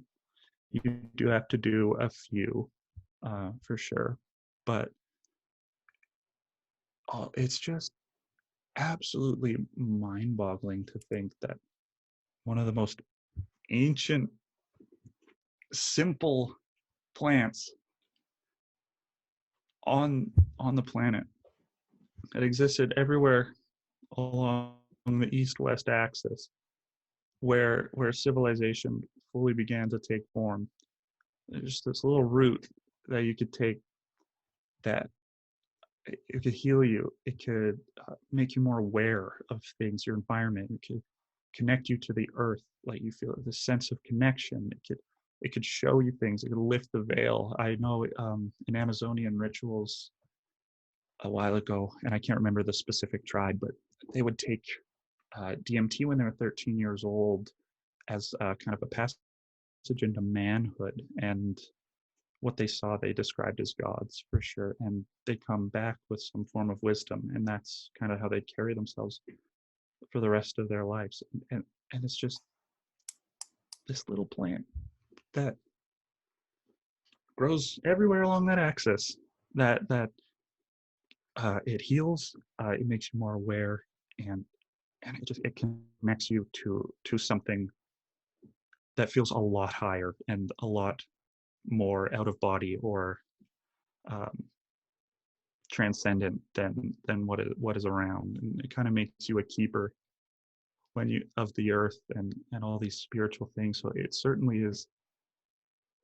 such a spectacle, such an amazing part of our history. And I know you were messaging me earlier talking about uh, you know, just how big of an impact did these things have on Western society and society as in general through our evolution. And I think that's something I want to do more research in, but I would like to hear your thoughts on that as well.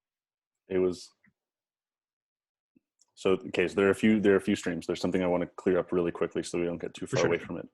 I think that as such a novel molecule in our science, I think that we do have to be more conservative towards it than liberal. I think that anything novel that gets thrown into something, I think that it does have the potential to be quite revolutionary. I think I would change the terminology from cure to maybe give the potential to heal. There are people that don't fair. Yeah. I don't want to nitpick it. I just want to, like, for anyone listening, no. I don't want people to go out and start finding LSD and mushrooms and just dosing up right away. It's important that I should say it has the potential to cure. It doesn't always. Right. Yeah, and I experience the same thing. I get very excited about this stuff. It's just because of the long-term implications of it, but I do feel the responsibility to be as scientific and skeptical as possible about it, as I am with everything else. Problem. So it does have the immense capacity to have the potential to heal people from things that they're experiencing in their lives. And a few of the John Hopkins numbers that I'm aware of from Roland Griffith is an 85% cessation rate in smokers who have been long-term addicts of smoking. Did I cut out? Okay, no, I'm good. The divergent thinking, I actually think that's a really good way to look at it, because I tend to think of things in terms of personality, the personality literature, and it can move you an entire standard deviation in terms of openness. So openness to experience is akin to creativity. Yeah. So I think that's a really good way that you put it, is that it enables divergent thinking in people, or it exacerbates someone's ability to think divergently. And so, for example, it would be one dose of, and it has to be a significant dose. So at John Hopkins, they're working with a heroic dose, which in the McKenna language, that's a dose of 10 grams or higher. No, 5 grams. Oh, is it 5? 5 grams. Yeah, maybe don't take 10. Don't take 10. Nobody take 10 grams of mushrooms. In Johns Hopkins, they're doing it under supervision from someone. So they're laying down in a dim room on a couch with a trip sitter right there. They're encouraged to be Okay. curious about their trip. They're given a blindfold and they listen to classical music, which is just bitching. Nice. Yeah, very fun. And so that's the milieu that people are put in for that experience. And so it seems to be very safe, and the amount of bad trips are few, but they also tend to be good experiences, and also to have the long-term implications of the trip itself. There has to be you could say somewhat religious experience where you feel that you're moving beyond yourself. So one way that I've heard it described is the genie being released from the bottle and being reintegrated with the world at a larger self, which is something that I think also Freud touched on in a different way in his early writing, where he discusses religion as, so in his levels of development as an individual, you start off as a child and you're actually part of this whole thing. You haven't developed ego yet. You haven't developed I. Yeah. You're simply this thing that exists alongside everything else. And the desire to find religion is one's desire to reintegrate into the larger self, the cosmic consciousness, to lift the veil of the Brahma Maya in Hindu philosophy. That would all be the same concept of being. So you go from a child, you are not I, you are we, and then you grow up and you develop an ego consciousness. And something I loved in your paper was the acronym of drug-induced ego disillusion, and the acronym for that being DIE. Is died, yeah. Yeah, I thought that was just so funny. I had a good laugh at that. And so that's something that ends up happening, is the re-dissolution of ego, which is the reinitiation of yourself into the greater being, in the greater consciousness, into God. And that's Freud's perspective on seeking religious experience. So that's something that has to, not necessarily ego death, but that's something that has to happen to reap the long-term benefits of the psilocybin. And the benefits are seen at 6 months to a year. I think that they're still doing longitudinal studies to understand how far that's going. And so those are just a few little factoids from the Johns Hopkins studies that I wanted to talk about before I dive into what I think about these things. One of which being, let's hear it. I'm excited. Okay. I haven't really talked. I mean, I talk about psychedelics occasionally on here. I don't want to. I like to. You have a broad, vast knowledge of them, so that's a reason that I was very excited to talk to you. And so I'll take it from a few different mythological perspectives, and then hopefully tie them into the culture. So the indigenous Amazon peoples are likely to have come from the Australian Aborigines. So you're cutting out again. Dang. Okay, let's wait until. There you are. Nice, perfect. Okay, that was probably a good place to stop. Gets the mouth salivating. So I'll go Amazonian, Indian, like East Indian, not indigenous, and then I'll go to. I know what you mean. And then I'll go to more of a Western style. So the mythos behind the development of the Amazonian civilization is that Amazonians are more closely related to Australian Aborigines than to North American indigenous people. So the idea that the Bering Strait opened, I think there's now evidence coming out that there were mammoths being butchered 130,000 years ago. So people have potentially been on the North American continent since not the past ice age, but the ice age before that. So a very, very long time. Okay. And the Aborigines of Australia were seafaring, so they came from the mainland, and then they had to sail through along the like from the archipelago underneath Southeast Asia into Australia. So I think that's about 100 kilometers, 60 kilometers, something like that. So it's a long ways. Okay. And so then they sailed from Australia to the Amazon, and from the Amazon. So this is a part of their mythology, is that the gods sailed them across the big water, the big body of water. So across the Arctic. No, which ocean is that? From Australia to To the Amazon. Central America, or more southern? Yeah, South I think America. that's Atlantic or Pacific. Pacific. Thank you. It is the Pacific. Pacific, Atlantic. Yeah.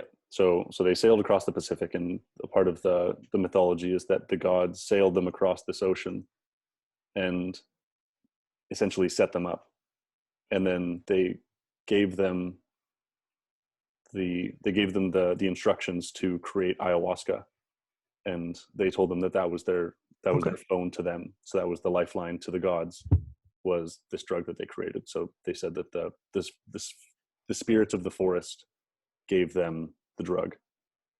So Graham Hancock talks about how he thinks that there's an ancient civilization that has put sleeper cells into all of these different other civilizations, and it all comes out and becomes manifest in their architecture and their mythology. And so he thinks that there was a group of highly intelligent culture that fared these people across the sea and put them in this place and then told them what to do. Now, and another part of ayahuasca is that the two plants required are from such different regions in the Amazon that it would be almost impossible to stumble along what happened, because you have to take a root that has DMT, but there's a enzyme in your stomach that breaks down the DMT product, and so you have to take a leaf from a different region of the Amazon and you boil them together into a herb, and there is a molecule in the leaf that inhibits the enzyme in your stomach, which then allows for the DMT to manifest its psychedelic properties. So unbelievable. Yeah, pretty amazing that they knew how to do that. Yeah, just so complex.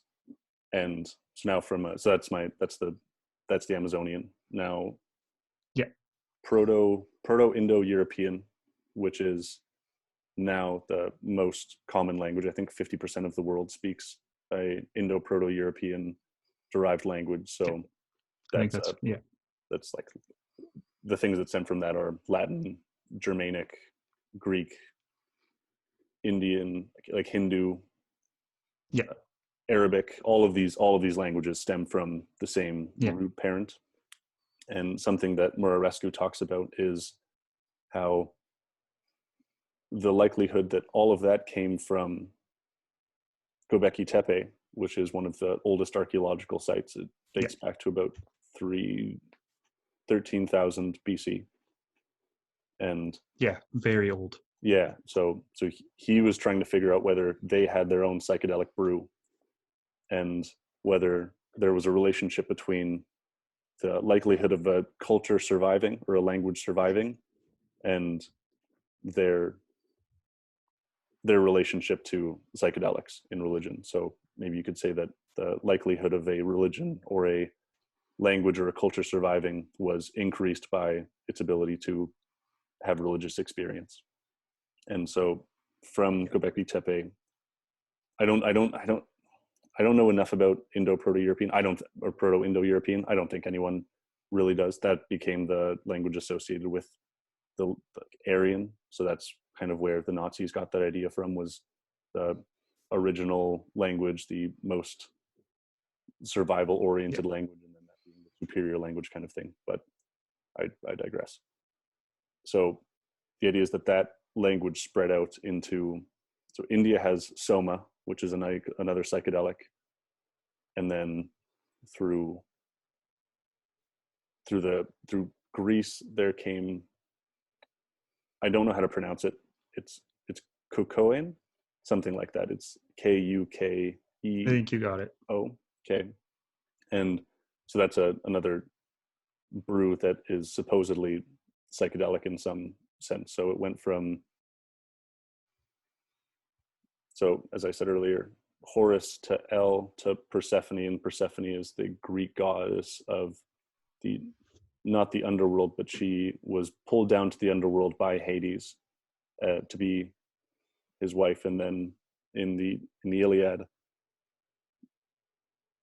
the hero goes down into the underworld to recover Persephone, and as he's coming out, he looks back at her, and then that puts a curse where she has to be in the underworld for a third of the year, which is also interesting because in Hindu philosophy, the cycles of the world run in a pattern of 2 to 1, where you're in light 2 times out of the year, or 2/3 of the year, and you're in darkness 1/3 of the year. Okay. So I think that's an interesting relationship between the two. But this whole idea that psychedelics were a means to enter the underworld or enter the afterlife and meet the gods essentially and come back with experience. So there were lots of, over time it became Dionysus was the Greek god of wine, but it wasn't necessarily wine. Yeah. In Greek it's pharmakok. I think I got that right. I hope so. So it's, the word is actually, it's like pharmatech. It's a pharmaceutical. So it's more of a drug than wine specifically. So there was an old Greek retreat where you'd go and drink this thing and then come back and be a kind of different person. So it was something that Pythagoras went to, and Plato, and all of these other Greek philosophers all went to this place and took this drug. And over time it becomes more and more of a initiative rite where you go and initiate yourself into this Dionysian cult that was taken over by Persephone's. And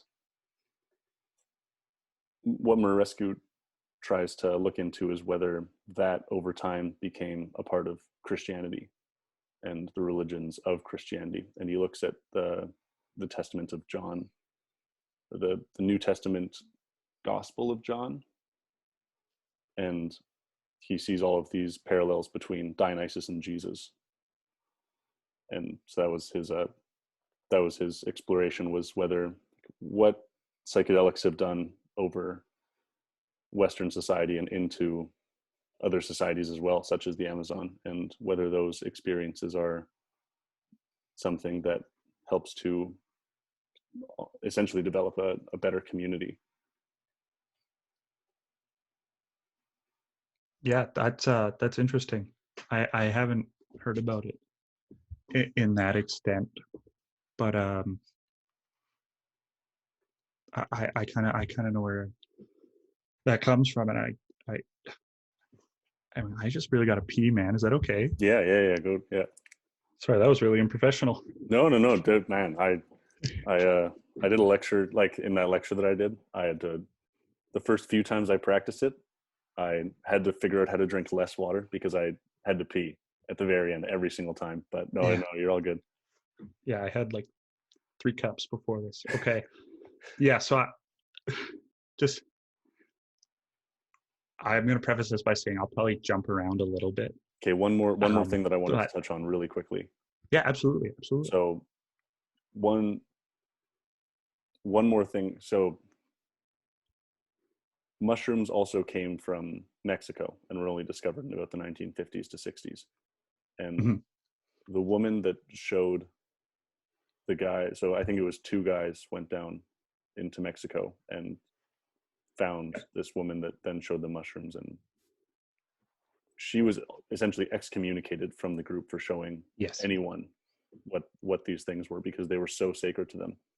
And you can also find it. So and then now I'll give a little bit of a chemical breakdown as to what these different substances had the potential to actually hold. So I'm not sure about Soma in India. I know that Murarescu talks about the Dionysian cults being somewhat of an ergot mold. So LSA comes from ergot mold. LSA can then be synthesized into LSD. So that's the psychedelic component there.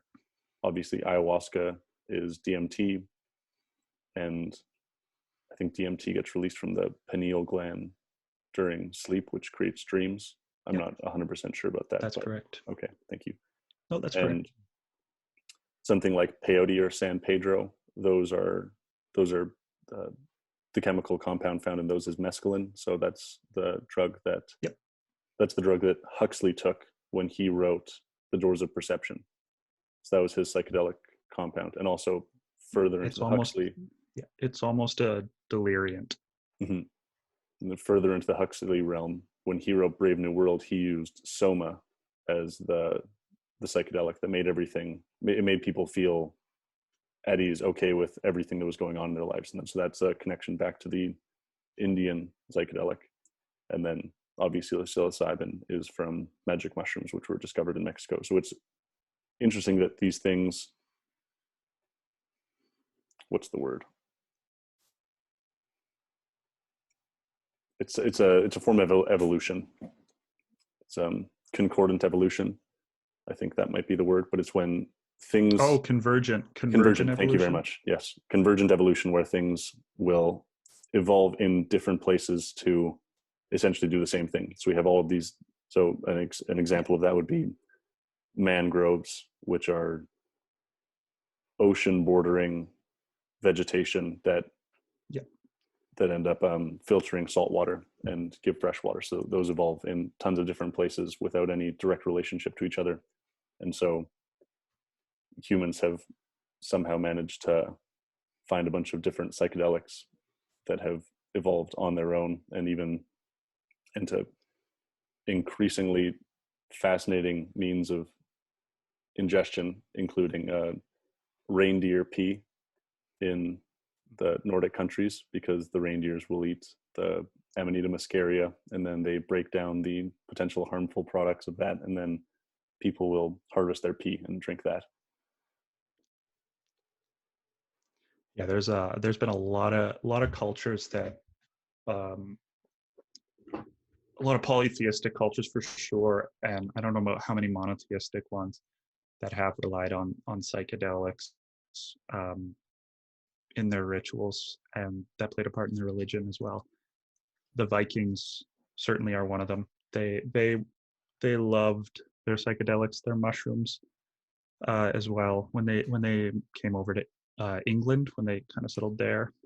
Sorry, my internet is not good. No, that's okay. The last thing that I heard was you said that when the Vikings went to settle England. Yeah, so when the Vikings went to settle in England and stuff, and back in the Nordic areas such as Norway, Sweden, Denmark, what have you, with the reindeer pee. But in England, I can't remember the strain, but there's psychedelic mushrooms that grow there, and they involve that in their practices as well. And I think there's just a lot of evidence of psychedelic use throughout a lot of cultures, like you said. And I think that it is quite possible that it is a lot older than we give it credit for. Because when you said mushrooms were discovered in Mexico in the 50s, that they were discovered by the modern day West in the 50s. Colonially discovered. I should preface that. Colonial, because it is a very ancient practice in these indigenous cultures for sure. And it could have its roots earlier than Göbekli Tepe as well. And in ancient Egypt too, I think there's some evidence of psychedelic use there too, especially with the Eye of Horus. I was going to say that was the Horus I was talking about. Yeah, and just how similar it looks to the pineal gland and stuff there. So it's anecdotal evidence, but they are starting to think that they had to have been at least aware of something going on because of a substance at least. And I don't know about how much of a lot of what Graham Hancock says does hold a lot of water, but it is certainly interesting at the very least, especially with those ancient travelers from Australia. Yeah, I definitely have to take And I anything that he know says with a grain of sand, with a exactly grain of salt. it's super interesting. Mm-hmm. It could hold some water, but it hasn't really stood up to science yet. Maybe with more evidence later it has, but or maybe it won't. I haven't done too much further research into him other than what he has said. But if it's true that there were some form of more advanced culture, like from the Australian uh, indigenous people, which I think there's certainly evidence that they were a little more advanced too, because there are cave drawings there found in Australia that predate the earliest known cave drawings that were found, and I think they were actually found in England as well. These drawings predate them by 4, 5, 6,000 years. I can't remember. Um, but there are undeniably interesting similarities between ancient cultures that were very spaced out from each other, and these similarities in how they've constructed things like pyramids and walls, as well as the content of their hieroglyphs. And I, you know, what caused that? Where was this cross-cultural cross-pollination? You know, how did this happen? You know, the temples in Peru, in Guatemala, in Mexico, they all look the same. They all have the same blueprint.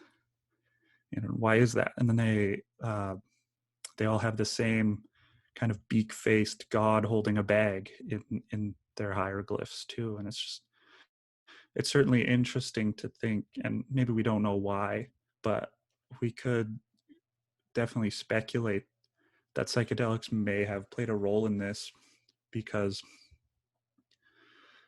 maybe a cataclysm like the Younger Dryas and a Great Flood did happen, and a lot of this knowledge before this cataclysmic event was lost. But all psychedelics really need to grow is moderately temperate climate and oxygen. So it's only a matter of time before a civilization rediscovers the properties of these things, whether it be by accident, the Salem witch trials, or through descended knowledge, or what have you. But I think it's definitely fascinating to think about the role that psychedelics could have had on a lot of these cultures, especially with that divergent thinking I was thinking about. It just makes people so much more aware, and they think so much differently, that it certainly has the potential to shift a paradigm, or shift a cultural understanding of something, because they just kind of hit you that hard, and they hit you that abstractly and that differently, I guess you could say. So there's a lot of exciting research coming out of the ancient psychedelic world and modern psychedelic world now, but that certainly is fascinating to think that it could have influenced all world religion. I haven't, or the ones you have mentioned, at least. I think that's very fascinating, and something that should be taken a little more seriously, because it's definitely akin to a lot of the experiences people um, exclaim to have seen on psychedelics. I know when I was doing research on them, they did a pretty big meta study over 10 years or whatever. I can't remember who they were. It might have even been a McKenna brother, one of them. Mm-hmm. But somewhere close to 80% of the subjects who are taking the or part of the research exclaimed their first psychedelic trip as the most significant moment of their life, one of the most profound experiences of their life, and even 10 years after, they remembered how deep of an impact that it had. And I don't know, I could speculate forever, but it's fantastic. It's just amazing. Just the what they can do. Yeah, I wouldn't call psychedelics drugs, because they kind of have the opposite effect, but Yeah, definitely amazing. it definitely changes our potential perspective on drugs. For a while now, I've thought about drugs not necessarily as a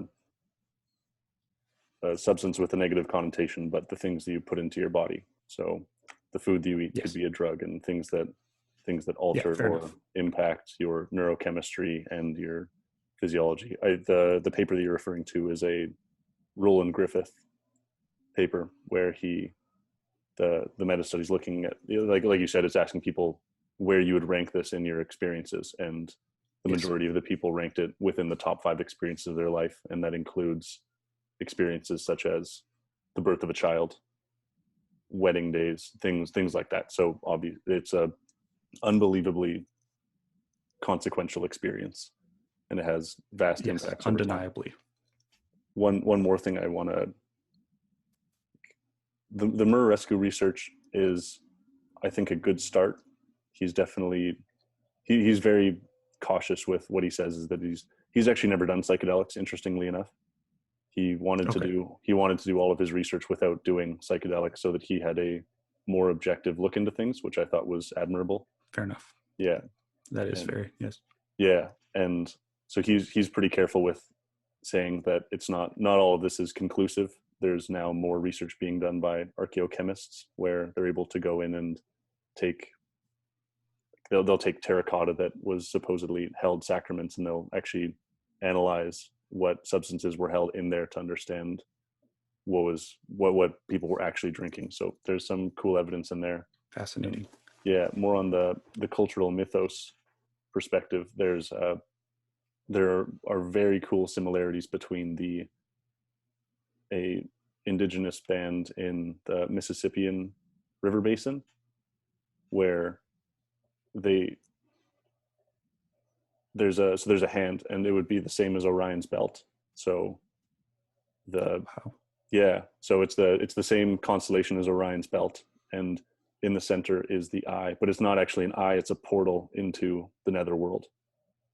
And that's a part of the mythos there. And it's the same thing in Egyptian mythology, where it's Orion's belt and you enter Orion, and that's a part of the Horus psychedelic sacrament, if that was a thing back then. So yeah, very interesting how those cultures overlap to the extent of their astrology. Mm-hmm. Yeah, the astrology is another really fascinating piece of history cross-culturally, because just how advanced and how, like, to the day, hour, second, some of the old clocks and or monuments for time exactly were, like in ancient Egypt, where they had the Eye of Horus, looks like the pineal gland, and they call it the all-seeing eye.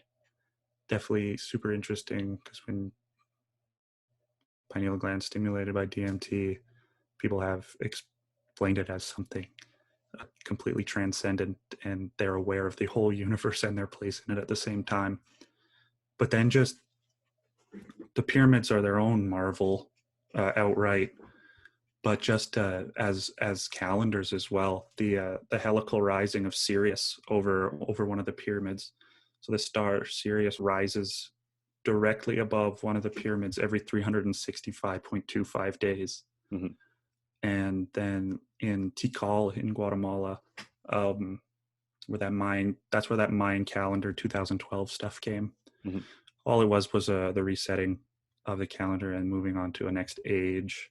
I can't remember the details, but the calendar itself is actually a giant pyramid, and they count the shadows that come off of it. So it's kind of grained. It's like a big step that has like 3 or 4 other cuts in it, and how they determine the day and the month or whatever is just how much shadow goes down each step. Like, I think if it's one big step, then if it covers one whole big step, that's 4 months. If it covers half of it and 2 little ones, that's like 2 months, etc. And that it's just incredibly fascinating. Like, how did they know this?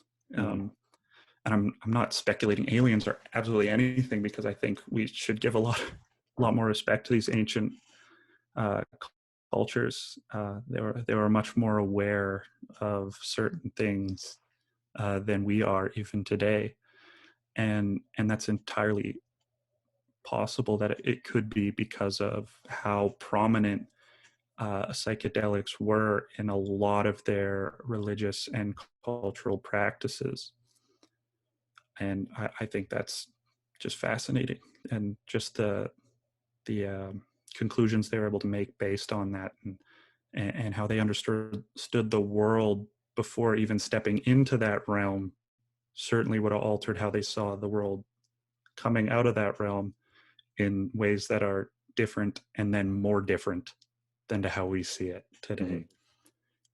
Just with it, like, we wouldn't be able to decode it or understand their perception at all, but we can see the fruits of that labor, and it's just amazing, just flat out amazing. But that's kind of all I know is in far as ancient cultures go. I'm most of my research was just on psychedelics and modern mental health issues as we understand them, and some forms of addiction. But Mm-hmm. it's still just all across the board. There's never not been one study that I haven't not been like, damn, that's absolutely amazing. Yeah. It's very cool. It's very, very cool. I'm excited for future research to come out, and maybe you and I can talk about that again in the future. But for now, I think that this I is would a good love to. conclusion to the conversation. Yeah, there are definitely a few other archaeological and architectural similarities between different places in the world, similar to Serpent Yes. Mound in Ohio and Mm-hmm. Angkor Wat. The way that they're laid out are very similar. So maybe you and I can get back on and talk about these things again sometime. But for now, I think that this I is a would good love place to. to end off. Thanks a lot, Owen. I really appreciate you coming Sounds on. good. I think this was a good conversation, and I hope that it helps people to understand addiction a little bit better, and then towards the end have a little bit of fun with some psychedelic talk. Thank you so much for having me, Josh. This was awesome.